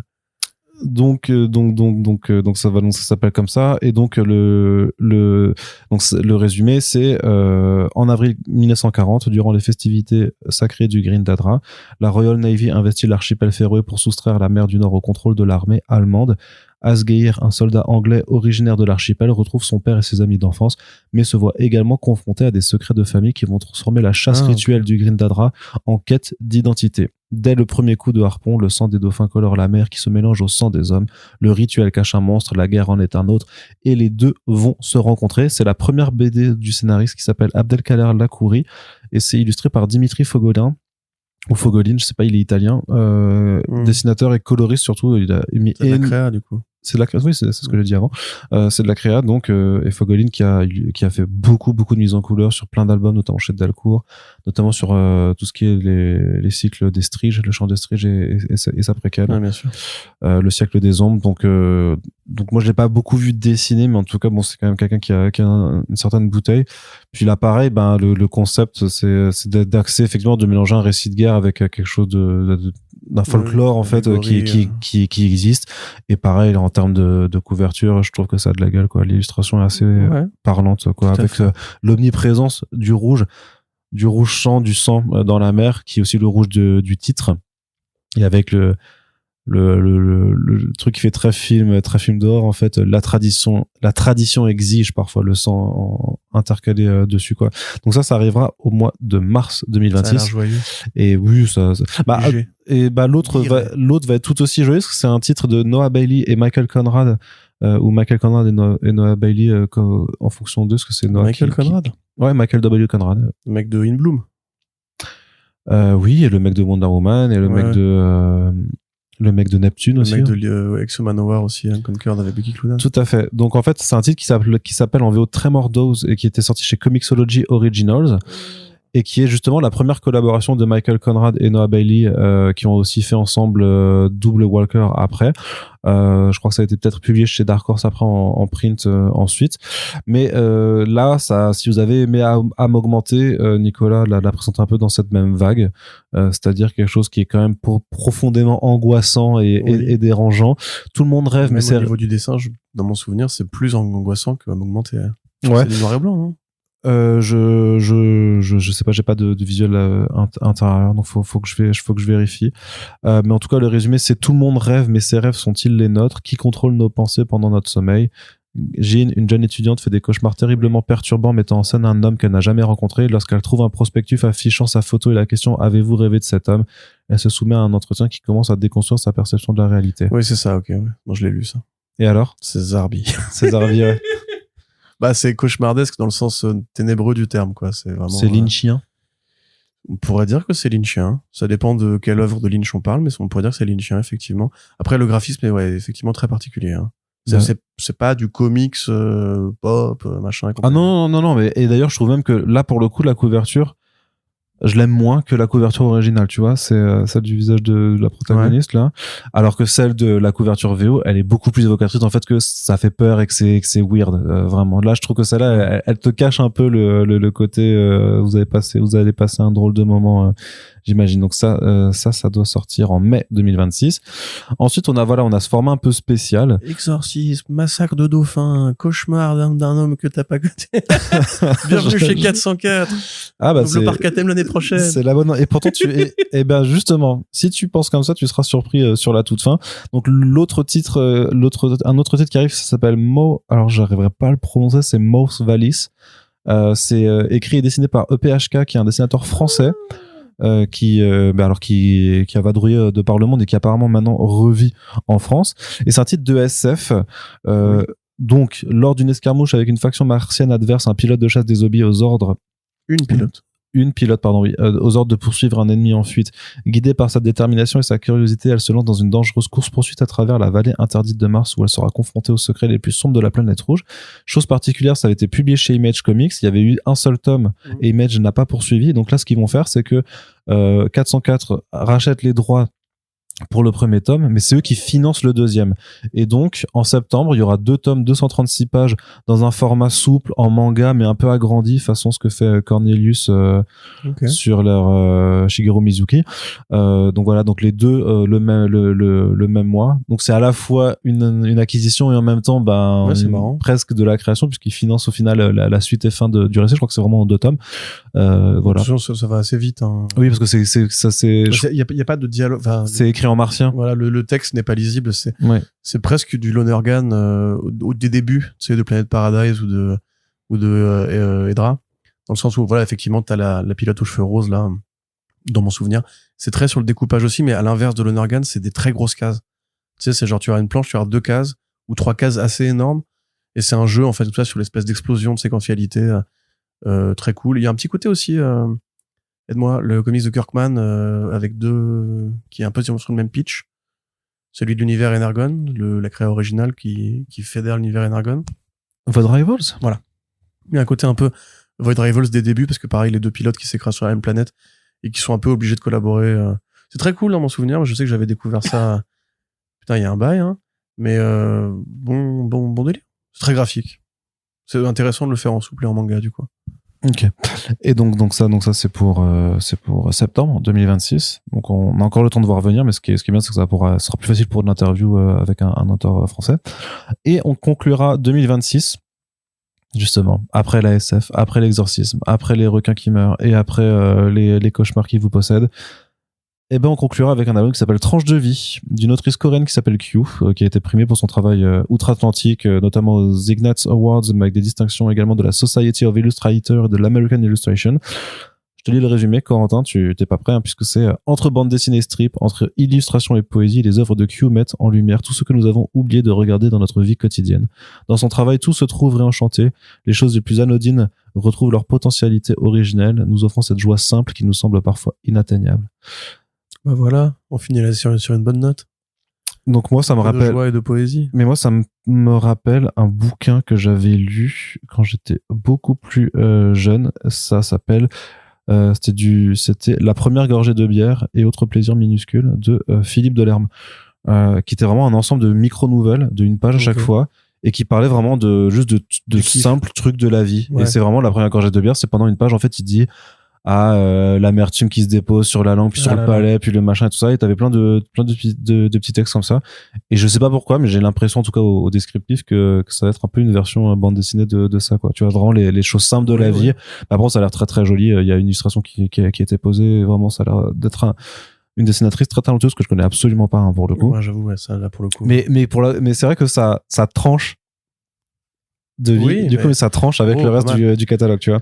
Bah après, c'est très 404 aussi, cette espèce de variété. Je veux dire, c'était quoi, Sprung, le truc scandinave là avec comic strip BD. Ouais. Voilà. Bah, ce truc-là, par Putain, exemple, pourquoi je l'ai pas aussi non, c'était le Sprung Award parce que c'était le nom, c'était Dance. Oui. Dance. C'était Dan, c'est Dance. ça, ouais. Et c'était le Sprung Award. C'est ça, voilà. leur J'ai truc, retenu ouais, je sais plus le comment. ressort et pas le titre Oui, de oui. la BD. Mais effectivement, ouais, bah, tant mieux. Après, c'est vrai que ce serait dommage de s'enfermer dans une case. Et on Ouais. fait pas ça en bande Pas dessinée. mal. On est là pour péter, Pas Banks. péter la gouttière. Pourquoi pas? En tout cas, des belles choses. Ouais. À venir. Qu'on a hâte de découvrir. Donc, n'hésitez pas à soutenir, hein, forcément, quand il y a que 5 bouquins par an, c'est plus facile de suivre un catalogue. Du côté de la VO Corentin, beaucoup moins bonne nouvelle. On n'est pas en Espagne. Le V, ça se dit V, le B, ça se dit B. Des nouvelles. Donc, donc une moins bonne nouvelle du côté des humanoïdes associés, puisque là, c'est directement la branche américaine qui s'est placée en liquidation judiciaire, enfin en faillite. Ça fait plus rien. Sachant que la loi des faillites, il y a 2 grands chapitres en fait dont on distingue, c'est le chapitre 11 et le chapitre 7. Le chapitre 11, c'est l'équivalent d'un redressement judiciaire, c'est-à-dire qu'en fait on bloque les dettes, les paiements, le temps que vous trouviez en fait de nouveaux financements pour ensuite rembourser vos créanciers. Par contre, le chapitre 7, c'est l'équivalent de la liquidation pure et simple. C'est Chapitre 11, c'est bankruptcy, c'est la banqueroute. C'est ce que je viens de dire? Non, t'as dit chapitre 7.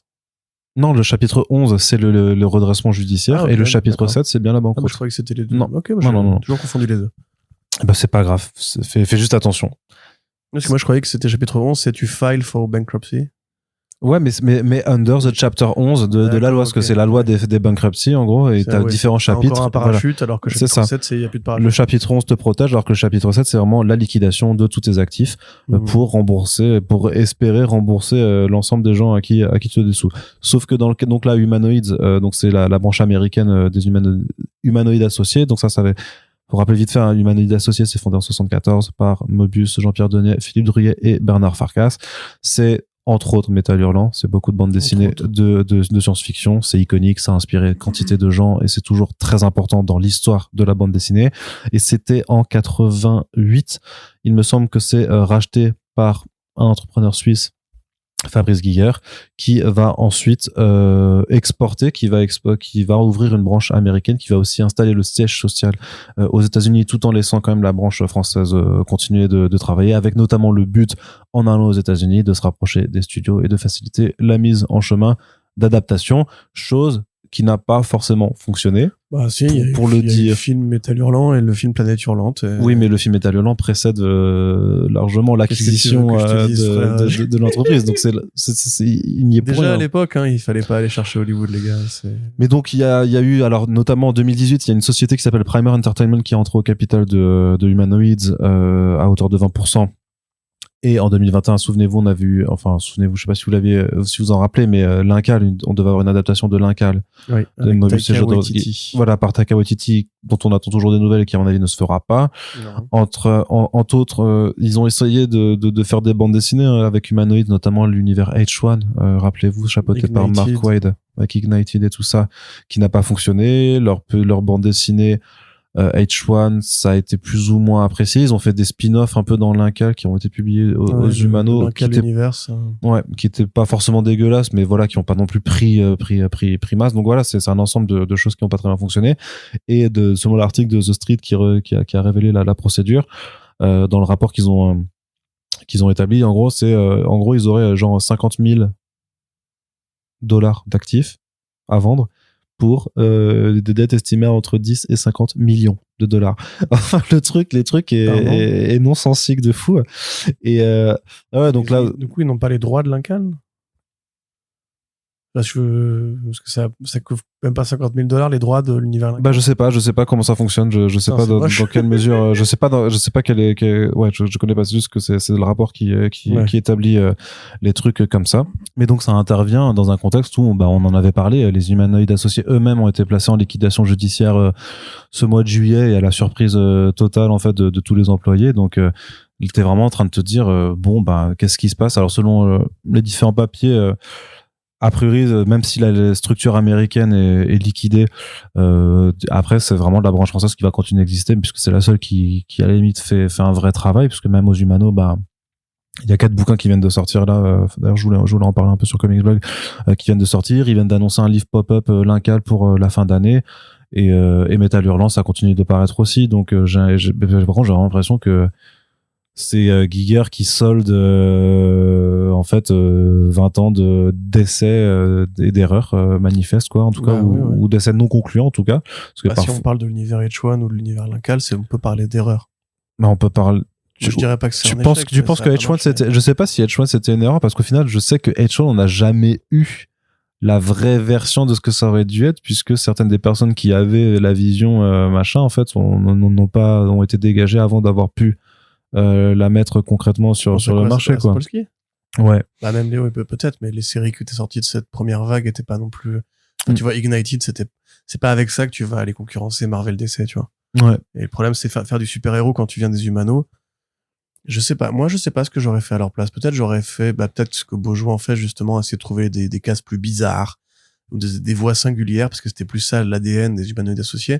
Le fait de faire H1 en disant on va faire un univers partagé de super-héros par des artistes comme après c'était un univers, oui, c'était un univers, c'était pas des vrais super-héros, c'était pas des vrais super-héros, mais ils l'ont présenté un peu comme ça, tu vois. Oui, c'était le le woke universe, je sais pas, le woke ouais.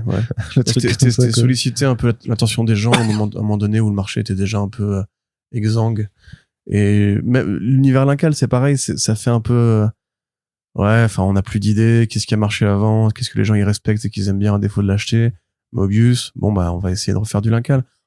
Je sais pas, à mon sens ça sent un peu ça sentait déjà un peu le reclé pour mieux sauter. Et de fait c'est pas avec ça, tu vois, c'est plus avec des machins comme aide-moi à la BD de Chrome, Bird King. Voilà, c'est plus avec des Bird King que tu relances ton image de marque plutôt que d'aller encore une fois taper sur des courants qui existent déjà, qui sont déjà bien occupés, bien remplis. Voilà, même sur trois séries en univers partagé, ça a pas. Qu'est-ce qu'il a ta boîte de Lego? Mais rien, t'occupes. Voilà. En tout cas, ouais, c'est un peu triste, surtout pour les employés là-bas, mais ça nous rappelle aussi pareil la situation du magazine Heavy Metal, qui avait été séparé de Humanoids et vendu comme une propriété intellectuelle autonome, et qui de son côté a essayé 5-6 fois de se relancer avec à chaque fois des nouveaux directeurs de publication, des nouveaux financiers, des nouveaux investisseurs et des séries dont on dit que elles sont lancées pour aller conquérir le public du cinéma, pour aller faciliter la transition vers les grands studios. Et en fait, les gars, je comprends, mais ça marche pas, ça, en fait. À l'époque, on avait justement rencontré nous Sapolsky, il nous disait qu'effectivement, chez Humanoids, il y avait un département qui était fait pour essayer d'aller draguer les boîtes de prod, qu'elles soient autonomes, enfin, indépendantes, ou au sein du système des grands studios américains. C'est des gens que t'as payé. C'est des gens que t'as payé tous les mois pour essayer de draguer des projets qui n'ont pas fonctionné, qui n'ont pas trouvé preneur. Parce qu'il suffit de trouver une option à 50 000 balles et là, du coup, ça y est, au moins, t'arrives à rentabiliser un peu ce genre de personnel. Et pareillement, pour reprendre les propos de Rick Remender, tu ne trouves pas, en fait, de terrain pour les adaptations quand tu fais des BD dans le but de les faire adapter. Il y a que le cas de Mark Millar ou de Robert Kirkman, c'est des cas à part, des cas particuliers qui ont eu de la chance à un moment donné. Et une fois que t'as mis le pied dans la porte, tu t'en sors. Mais et encore, je veux pas dire que c'était la seule erreur qu'ils ont faite, parce que moi je connais très mal la production moderne de Humanoids, mais je pense qu'il y a eu une incapacité à trouver les Moebius d'aujourd'hui, en fait, à trouver les Dionnet, les Druillet d'aujourd'hui. Et c'est peut-être plus ça le problème, en fait, c'est que c'est devenu une boîte, alors qu'à une époque c'était un rêve, en fait. Métal Hurlant, les Humanos, c'était un rêve, en fait, de fans de science-fiction, de culture pop, de bande dessinée, d'art en général. Et aujourd'hui, c'était juste une boîte sur le marché parmi les autres qui vivait un peu sur sa gloire d'antan, quoi. Et dans ces moments-là, on le sait, le marché de la BD, c'est cruel. Mais ils le disent, ça que pas, les raisons de la faillite, c'est aussi la concurrence qui est quand même très très dure, et aussi tous les déboires qu'il y a eu avec Diamond Comics en début d'année, qui était leur distributeur, qui a vraiment. Ouais, voilà. Parce que Diamond Comics, ça fait perdre beaucoup d'argent aussi à des maisons d'édition, très clairement. Et c'est vrai que moi, je trouve pas le temps d'écrire dessus parce que c'est quand même extrêmement complexe et c'est pas si important que ça en fait pour nous, en fait, pour le marché français. Mais il y a depuis des mois une sorte de vaste procès qui oppose Diamond à tout plein d'éditeurs, notamment parce que Diamond, en fait, pour solder ses dettes, en fait, veut revendre les stocks de comics qu'ils avaient donc dans leur hangar, sauf que ces comics, en fait, ils ont pas été payés auprès des éditeurs, donc les éditeurs veulent récupérer leurs comics pour pouvoir les vendre via un autre distributeur, et donc il y a une sorte d'énorme conflit qui oppose Diamond à tout un tas d'autres partenaires de l'industrie, parce que justement en fait vu que les comics ont été envoyés par les éditeurs aux distributeurs mais qu'ils n'ont pas reçu les sous pour, en fait eux ça leur a coûté de l'argent, en fait, c'est un manque à gagner, voilà, c'est un manque à gagner, donc et je pense que ça joue, c'est une partie de ce qui a pu jouer aussi dans tous les éditeurs indés sont un peu dans la même situation. Je parlais de Sapolsky avant, mais je sais que sa structure First Square Graphics, ça a été vraiment et d'ailleurs va toujours sûrement pas très bien, quoi, mais qu'ils ont eu des vrais gros problèmes avec ça, parce qu'en fait ils se sont simplement fait voler leur bande dessinée en tant que telle, quoi. Donc non, il y a quand même pour plein de tu vois des maisons comme TKO qui ont arrêté de produire de la nouveauté, tu vois Aiwa qui a considérablement ralenti son activité. Oui, c'est vrai qu'ils ont fait des campagnes Kickstarter. Mais je sais pas si c'est lié à Diamond, ça, par contre, mais Charlemagne, mais je veux dire que le marché de toutes ces boîtes qui s'étaient lancées un peu quasiment en même temps, tu vois. Rappelle-toi à l'époque, on faisait déjà les Fresh Starts, ou je ne sais plus comment on appelait ça, où on parlait encore un nouvel éditeur indé qui vient de se lancer, bien sûr. encore un nouvel éditeur indé qui vient de se lancer. Et au final, t'as des mecs comme Gurner qui eux ont compris qu'il fallait juste aller sur Kickstarter, faire 3-4 titres par an et point, ne pas essayer de grossir, ne pas essayer de draguer Hollywood, ne pas essayer d'aller concurrencer Marvel et Image et Dark Horse et DC, parce qu'il y a pas de place et les consommateurs sont pas assez nombreux. Donc à un moment donné, voilà, effectivement, je pense qu'il y aura même d'autres faillites d'ici les prochaines années, il faut s'y attendre. Aftershock, c'est pareil. Alors il y avait des problématiques qui étaient internes dans leur méthode de financement qui étaient un peu particulières, mais là voilà, c'est un peu la fin de ce doux rêve de Netflix a besoin de remplir sa grille, montons une maison d'édition pour aller après vendre des propriétés intellectuelles et récupérer un peu du pognon. En vrai, il n'y a pas la place sur le marché pour autant d'acteurs. Et surtout pas quand tu as des stratégies qui ne sont pas payantes, encore une fois. Et du côté de la VO, on termine avec The Crown, un petit projet dans le Hellboyverse par Mike Mignola et son frangin. Oui, et puis Warwick, Ben Davis, je sais plus. Mais effectivement, Mike Mignola, donc, qui est actuellement en train de dessiner la suite des Lands Unknown. C'est comment déjà en français, Quantité Inconnue? Comment ils ont traduit ça déjà? Je suis dans le courant. Attends, ça vient de sortir. C'est le Carnaval des Cadavres. Qui est le tome 1 de ces nouvel univers qu'il développe avec Ben Stenbeck, qui pour l'instant, lui, n'a rien sorti d'ailleurs. Mais à côté, Mignola est toujours intéressé à l'idée de travailler avec des gens. En fait, c'est plus ça qui motive la nouvelle production de Hellboy dans le présent. On avait parlé pardon, je te coupe, mais c'est et autres contes étranges des contrées inconnues. Voilà, contrées inconnues, ouais. Et à côté, en fait, il continue à laisser Golden et Robertson imaginer une nouvelle histoire de Hellboy. Et quand lui, on vient le voir avec une idée, ou qu'à l'inverse, il a repéré un dessinateur ou un artiste qu'il a envie de travailler, c'est qu'avec Ray Allen et la série Red Hawk, je crois, qui sera, on en avait parlé dans un précédent podcast, un petit western au féminin dans l'univers de Hellboy. Il y a aussi sa collaboration avec Lonergan sur les Miss Truesdale, qui devient aussi un peu une sorte de série dans la série. Et là, c'est son frère, en fait, Todd Mignola, qui avait déjà travaillé avec lui sur je ne sais plus quelle mini-série Hellboy, qui lui a dit moi j'ai une idée, si tu veux, vu que toi et moi on est frères, on n'a jamais vraiment trop exploré la situation familiale de l'univers Hellboy. C'est-à-dire que Hellboy, donc c'est le fils de Azael, un des démons primordiaux des enfers, et il a 2 frères. C'est Lusk et Dome, je sais plus, qui sont donc ses demi-frères, hein, ils sont pas nés de la même mère que lui, parce que Hellboy c'est le descendant du roi Arthur, donc voilà, ils se sont dit viens, on fait un petit conte familial sur un peu les crasses internes que se font les démons quand Hellboy n'est pas là. Et en l'occurrence, c'est une nouvelle couronne qui a été forgée pour désigner un nouveau roi des enfers au XVIe siècle, je crois. Et en fait, le papa, le tonton et les 2 enfants les 2 frères de Hellboy vont un peu se tirer dans les pattes pour récupérer la couronne. Sachant que l'artiste en question avait déjà travaillé avec Mignola sur plusieurs projets qui sont extérieurs à l'univers de Hellboy, notamment Falcon Spear et Monsieur Higgins, et un autre projet, les Horror Encounters with the Devil, je crois. Enfin, nos rencontres avec le diable, si ça a été traduit en français, et qui sont en fait des projets qui sont dans la tonalité Mignola habituelle, c'est-à-dire très roman populaire britannique du 19e siècle, très démon, très Lovecraft, très exorcisme, occultisme, détective et compagnie, mais qui sont pas en fait dans la mythologie Hellboy, et qui adoptent un coup de crayon plus léger, peut-être plus dessin pour enfants, un peu plus, hein, parce que voilà, c'est pas un héritier de Mignola comme Stan Beck qui essaie de faire son coup de crayon à lui. Donc voilà, c'est une canonisation pour lui qui vient enfin travailler un peu sur l'univers principal. Et effectivement, c'est vrai que la famille de Hellboy avait surtout été présentée dans Hellboy en enfer. Quand Hellboy va justement aux enfers et rencontre enfin ses proches, littéralement, avec Astaroth, son oncle, ses deux frères et son daron, qui est une figure encore un peu plus compliquée parce que lui est apparu beaucoup plus longtemps en amont, de fait. Donc ouais, c'est chouette si vous aimez cette partie-là de la saga qui est quand même assez peu évoquée en général. C'est cool parce que c'est les deux frères qui font une histoire sur deux frères et ça fait toujours un peu plus de Hellboy. Là, c'est que deux numéros, donc ça va aller assez vite. Comme beaucoup en fait des comics Hellboy dans le présent, c'est rarement plus de 4 numéros de toute façon. C'est sa nouvelle mouture, il veut pas se réengager dans des vrais projets de long terme. Il y a que Frankenstein qui maintenant est un peu devenu la série en plusieurs tomes, mais où lequel Mignola n'a absolument rien à voir parce que c'est pas lui qui écrit ni qui dessine. Donc on prend les bons petits éléments qu'on peut, sachant que c'est une saga qui est finie et que tout ça, ça reste du bonus track, hein, de toute façon.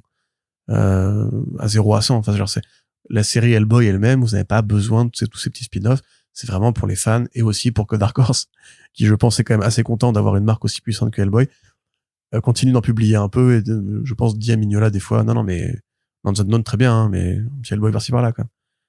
Voilà. Très bien. Merci beaucoup, Corentin, pour ce bref exposé.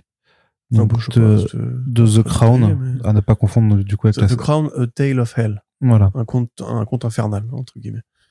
C'est tout le côté prendre ce dessinateur-là, parce que c'est plus un petit conte qu'une vraie histoire très développée et tout. Ça marche. Donc on en a terminé pour la partie comics. On aura une toute petite partie écran dans un front page qui est pas bien long hein, non plus de toute façon. Mais une bonne nouvelle en tout cas puisque c'est au mois de novembre prochain qu'il y a le Superman des studios Fleischer qui va arriver. Alors il était déjà sorti en DVD il y a une dizaine d'années, mais là surtout il revient en DVD et en Blu-ray. Avec une édition collector qui nous est apportée sous label Moon Squad du distributeur Mad Distribution, dont l'une des personnes qui y travaille nous écoute. D'accord, bonjour. Voilà, donc toi, merci. Donc merci beaucoup de nous écouter. Mais donc, oui. Tu veux faire le point? Si après tu avais la relancé. Le Superman des Fleischer, qui est pas que des Fleischer, parce qu'il y a aussi une autre boîte qui avait repris. L'animation après en fait, une dizaine d'épisodes, je crois. En fait, c'est ça, c'est qu'en gros, donc en 41, il y a la Paramount qui vient voir les frères Fleischer, donc Max et Dave, qui sont l'un des fleurons de l'animation américaine. Le personnage de Betty Boop, le personnage de Popeye notamment, ils font partie des très très grands noms de cette période où en fait l'animation, comme il n'y a pas de télévision, enfin pas dans tous les foyers, ça n'existe quasiment pas la télévision. En fait, quand vous alliez au cinéma à l'époque, vous aviez droit à un petit court-métrage d'animation, à un bulletin d'actualité et à votre film, ou alors à un sériel aussi, comme on disait à l'époque, les séries télé qu'on passait dans les cinémas. Et c'était un marché qui était très important, où il y avait Walt Disney, où il y avait les Merry Melodies, et où il y avait effectivement les productions Fleischer, notamment Popeye, qui était extrêmement populaire à l'époque. Donc la Paramount vient les voir pour leur dire c'est pas mal parce qu'il y a un petit comics là qui s'appelle Superman qui marche plutôt bien. Est-ce que vous seriez intéressé de faire ça, sachant que c'était un projet qui serait coûteux forcément pour animer des choses qui n'avaient pas forcément l'habitude d'animer dans un style un peu plus réaliste sur le chara design notamment avec l'utilisation de rotoscopie, c'est-à-dire qu'on trace le dessin en se basant sur les photos ou vidéos de on filme un acteur et après on dessine par-dessus sur les photos, enfin pas sur les photogrammes mais directement sur son mouvement à lui. Ouais. Et donc au début ils leur ont dit d'accord, on veut bien le faire, mais ce sera $100,000 par épisode, ce qui équivaut à je crois je sais plus combien de millions aujourd'hui, 2 millions facile aujourd'hui par épisode, en se disant que la Paramount allait refuser, sauf qu'ils ont dit d'accord pour $50,000 par épisode, ce qui était peut-être l'un des trucs les plus chers pour l'époque hein. Et donc il y a eu 8 ou 9 épisodes de mémoire, c'est ça, qui ont été faits au studio Fleischer. Le premier, le pilote, a même été nommé aux Oscars à l'époque. Il a perdu, mais il a influencé Miyazaki notamment et aussi Bruce Timm. Il y a un épisode. Le robot Plutôt dans le ciel que tu aimes beaucoup. Tout à fait. Est inspiré par les robots braqueurs de banque de ce premier épisode. Tout à fait. Sauf qu'ensuite, la Paramount s'est débrouillée pour racheter les studios Fleischer et virer les frères Fleischer. Ça s'est rebaptisé chez Famous Studios, et donc c'est ça. Donc c'est chez Famous Studios qu'ont été faits les 8 épisodes suivants avec forcément des logiques déjà de réduction des coûts de production parce que ça coûtait trop cher et qu'il fallait essayer de rentabiliser les choses, et avec des intrigues qui sont moins SF, robots, aliens, tout ça, et plus quelque chose tourné vers la propagande contre les Japanese. Voilà, contre le Japon, contre l'Allemagne nazie, contre le règne du mal, non, l'axe du mal. Ça reste de bons films d'animation, oui. moins, même si ça reste à comprendre comme moins bien que ce que faisaient les Fleischer avant, c'est quand même très agréable à regarder néanmoins. Et donc voilà, donc les 17 épisodes, ça reste culte. Quand on en a parlé en termes d'inspiration, chez Miyazaki, chez Bruce Timm pour la série animée, Alex Ross aussi revendique. De toute façon générale, le Superman de Fleischer, c'est culte. Même le Batman de Bruce Timm, il y a un épisode où un robot fait évader je ne sais plus qui de Arkham. C'est la mise en scène est faite pour évoquer cette période-là qui a eu une influence sur le reste du monde de l'animation au global. Et c'est les trucs qui, de toute façon, qui sont sur YouTube si vous voulez les découvrir. C'est mieux de posséder l'objet parce que YouTube c'est pas éternel et que accessoirement ça reste votre objet que vous pouvez posséder, collectionner ou quoi. Néanmoins, si vous voulez les découvrir et voir comment c'était à l'époque, ça a presque pas vieilli quoi. Enfin, le rythme aussi parce que c'est quand même très peu bavard. C'est une époque où le son au cinéma vient d'être, enfin, il vient pas d'être découvert, mais l'animation et le son, ça a toujours été une histoire un peu compliquée, surtout à l'époque. Et du coup, c'est très dans l'action, très dans le mouvement. Un Superman qui est vraiment impeccable quoi. This looks like a job for Superman. Et il rentre dans la cabine téléphonique. Bah justement, c'est le classique des classiques. Le coup de la cabine téléphonique, c'est dans cette série-là que c'est arrivé. De la même façon qu'il y a la kryptonite, ça a été inventé par le show radio. Mais en fait, la série animée a introduit le fait que Superman vole plutôt que de faire des bons, parce qu'en fait, au début, ils voulaient faire qu'il fasse des bons gens comme dans les comics de l'époque, mais ils s'apercevaient que c'était ridicule, enfin que ça faisait bizarre. Donc ils ont demandé à DC, est-ce qu'on peut le faire voler? Ils ont dit OK, et finalement ça a ensuite été introduit dans Action Comics, dans les comics Superman. Et si je dis pas de bêtises, aussi une partie des slogans Up in the Sky, It's a plane, it's a bird, it's Superman, et après il y a Faster than a speeding bullet, More powerful than a locomotive. Je crois qu'une partie de ces slogans-là a été inventée par la série animée.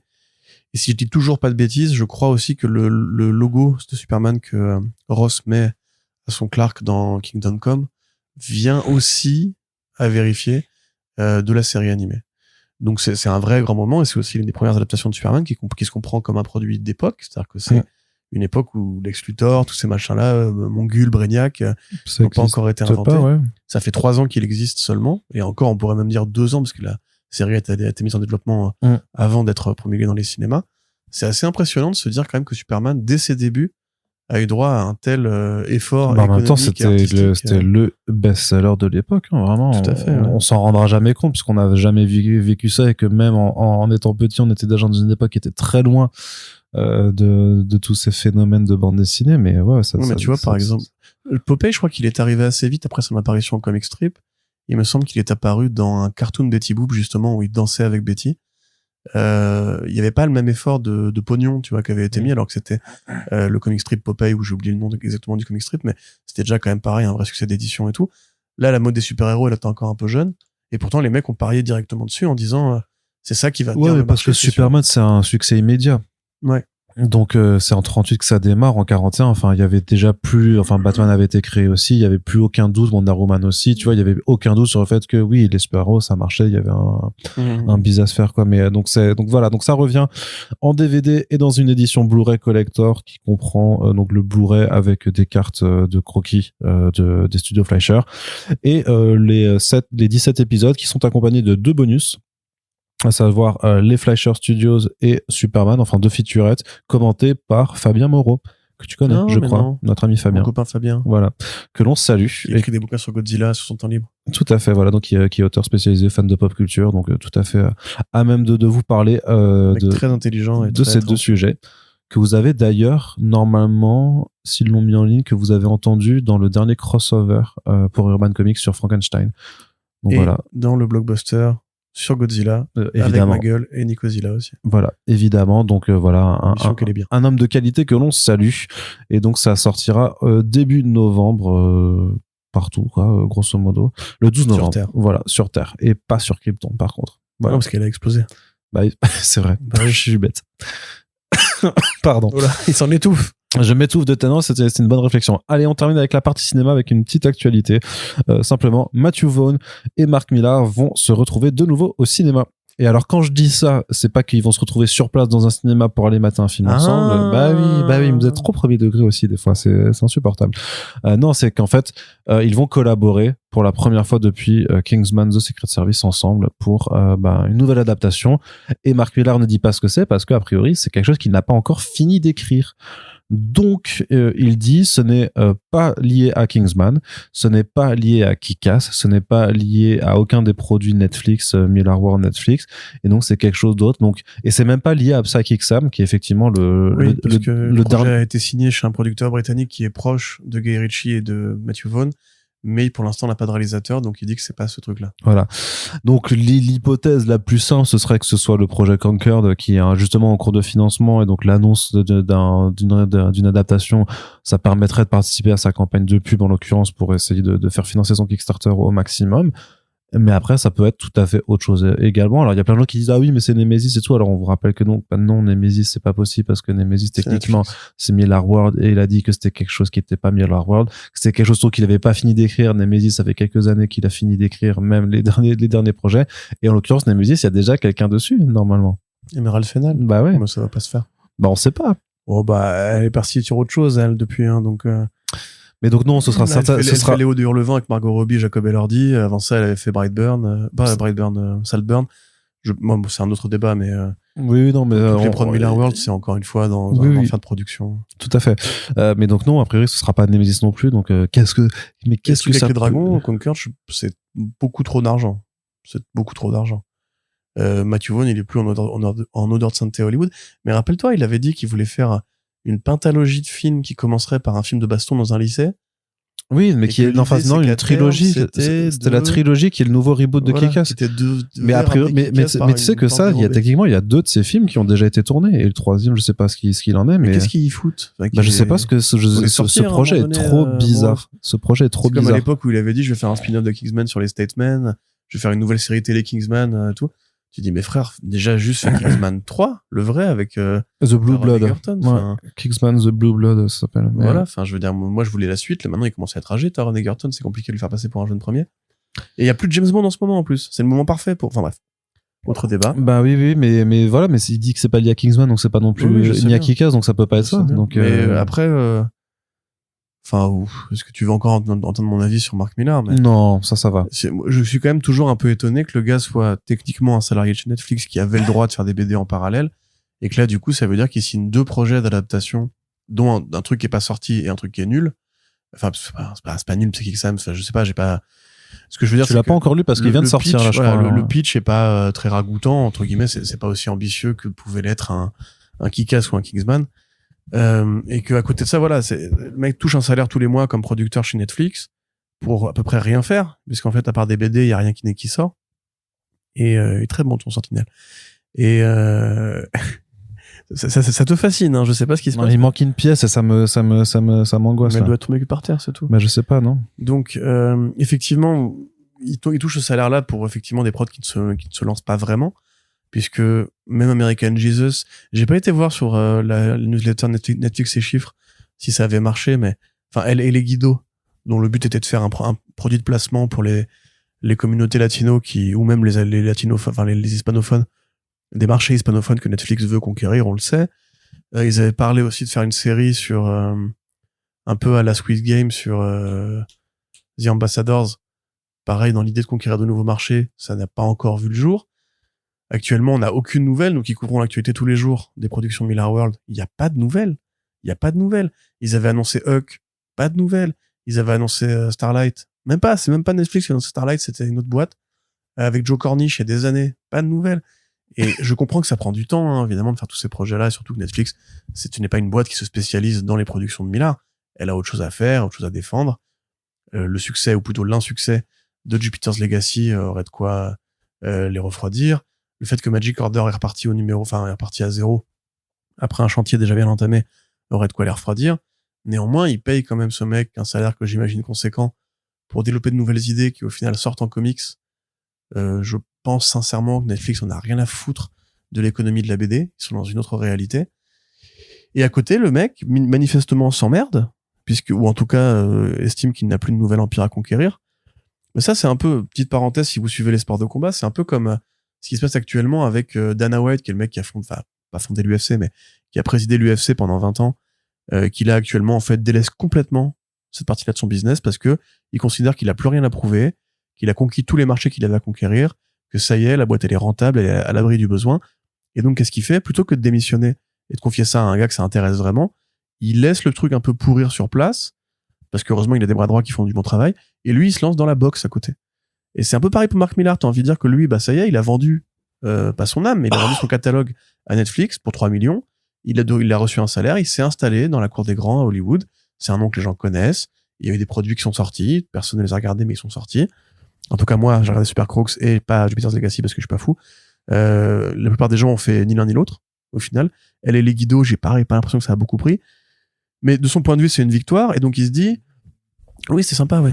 Mais il se dit, comment, moi, je m'ennuie. Enfin, moi, je suis un fonceur, tu vois, je suis un conquérant, je suis Mark Millar quand même, je suis pas n'importe qui. C'est Didio qui m'a créé pour instiller la peur dans l'esprit des wokistes.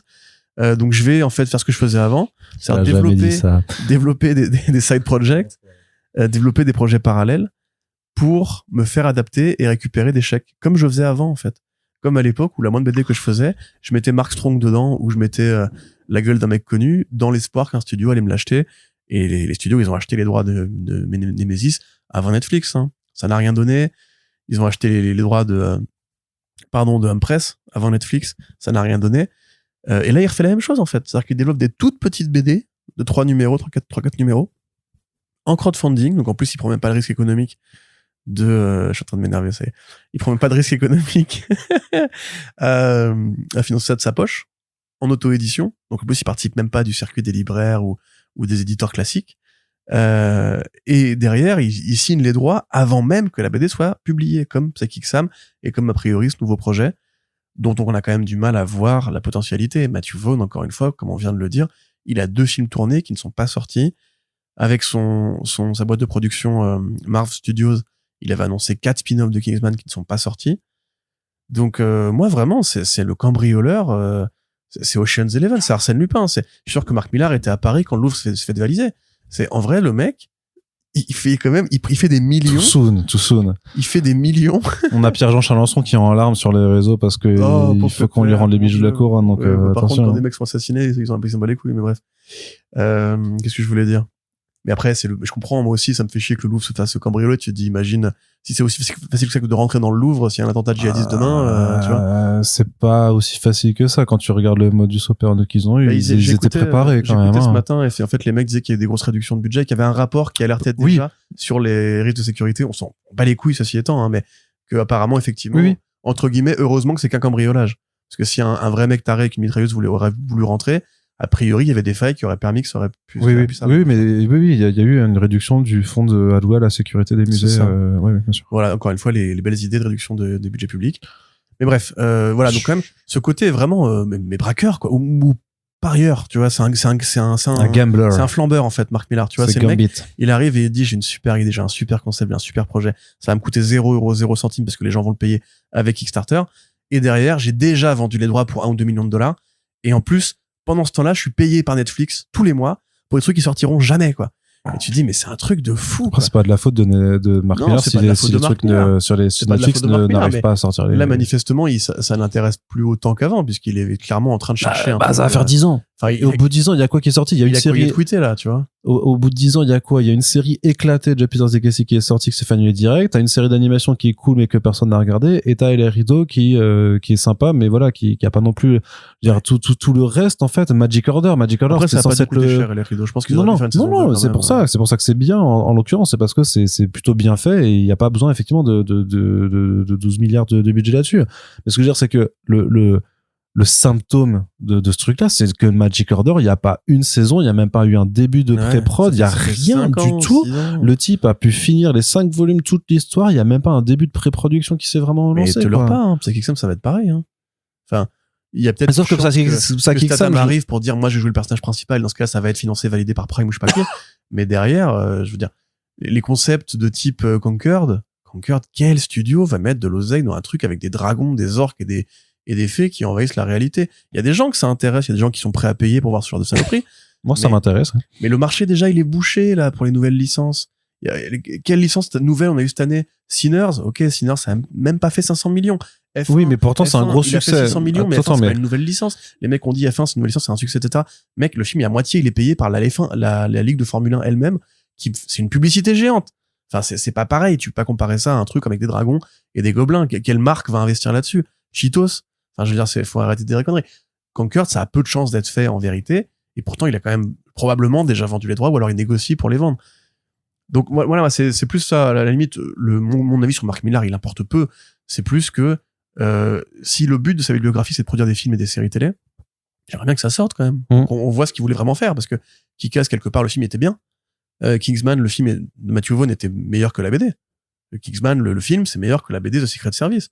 Le 2 est moins bien, même raté. Mais le 1, il est quand même super cool, tu vois. Super Crooks, la série animée est mieux que la BD. Donc à la limite, si effectivement c'est une sorte de théorème de en fait Mark Millar, c'est pas un très bon scénariste, mais il a des très bonnes idées que tu peux mettre en application, où il peut superviser, produire et pousser des équipes créatives qui après vont transcender et sublimer ses concepts. Et dans ce cas, il faut que ça sorte, quoi. Et ça, c'est un peu chiant. C'est pas une critique envers lui, hein, en l'occurrence. C'est une critique envers ce mode-là. Peut-être à un moment donné, il faudrait qu'il accouche de quelque chose, parce que c'est un peu frustrant à force d'avoir des BD quand même relativement dispensables ou peu mémorables pour des trucs qui après ne sortent jamais. Tu vois? Ouais. Non, je suis d'accord. On attend de voir, mais en tout cas, n'hésitez pas à faire vos pronostics sur quel pourrait être ce prochain projet, sachant que, après, si c'est un truc qui n'a jamais été annoncé, qui n'a pas encore été écrit, ça va être compliqué. Les pronostics, quand même. ouais, ça. Mais c'est Superman en libre de droit. C'est Supraman. Et encore, pourquoi pas. En tout cas, c'est la fin de ce podcast. On espère que ça vous a plu. N'hésitez pas à le dire si c'est le cas pour nous soutenir afin que notre dur labeur trouve un peu de sens dans ce monde qui n'en a plus. Vous pouvez commenter sur nos plateformes, les diverses sur lesquelles nous sommes présents, sur nos réseaux sociaux. Vous pouvez continuer la discussion et venir échanger avec tout le monde sur notre Discord. N'hésitez pas, vous êtes déjà plus de 400 et ça fait trop plaisir de voir qu'il y a des gens actifs tous les jours qui partagent leur lecture, qui débattent, qui sont dans le kiff. Faites-vous des copains, faites-vous des IRL. Donc voilà, ça c'est vraiment très très cool, belle réussite. Et en attendant de nous retrouver en fin d'année pour les First Prince Awards sur lesquels nous allons reprendre la communication prochainement, n'hésitez pas simplement à nous soutenir sur notre Tipeee. Merci à toutes et tous de nous avoir écoutés. On se dit à très bientôt pour le prochain podcast. Salut!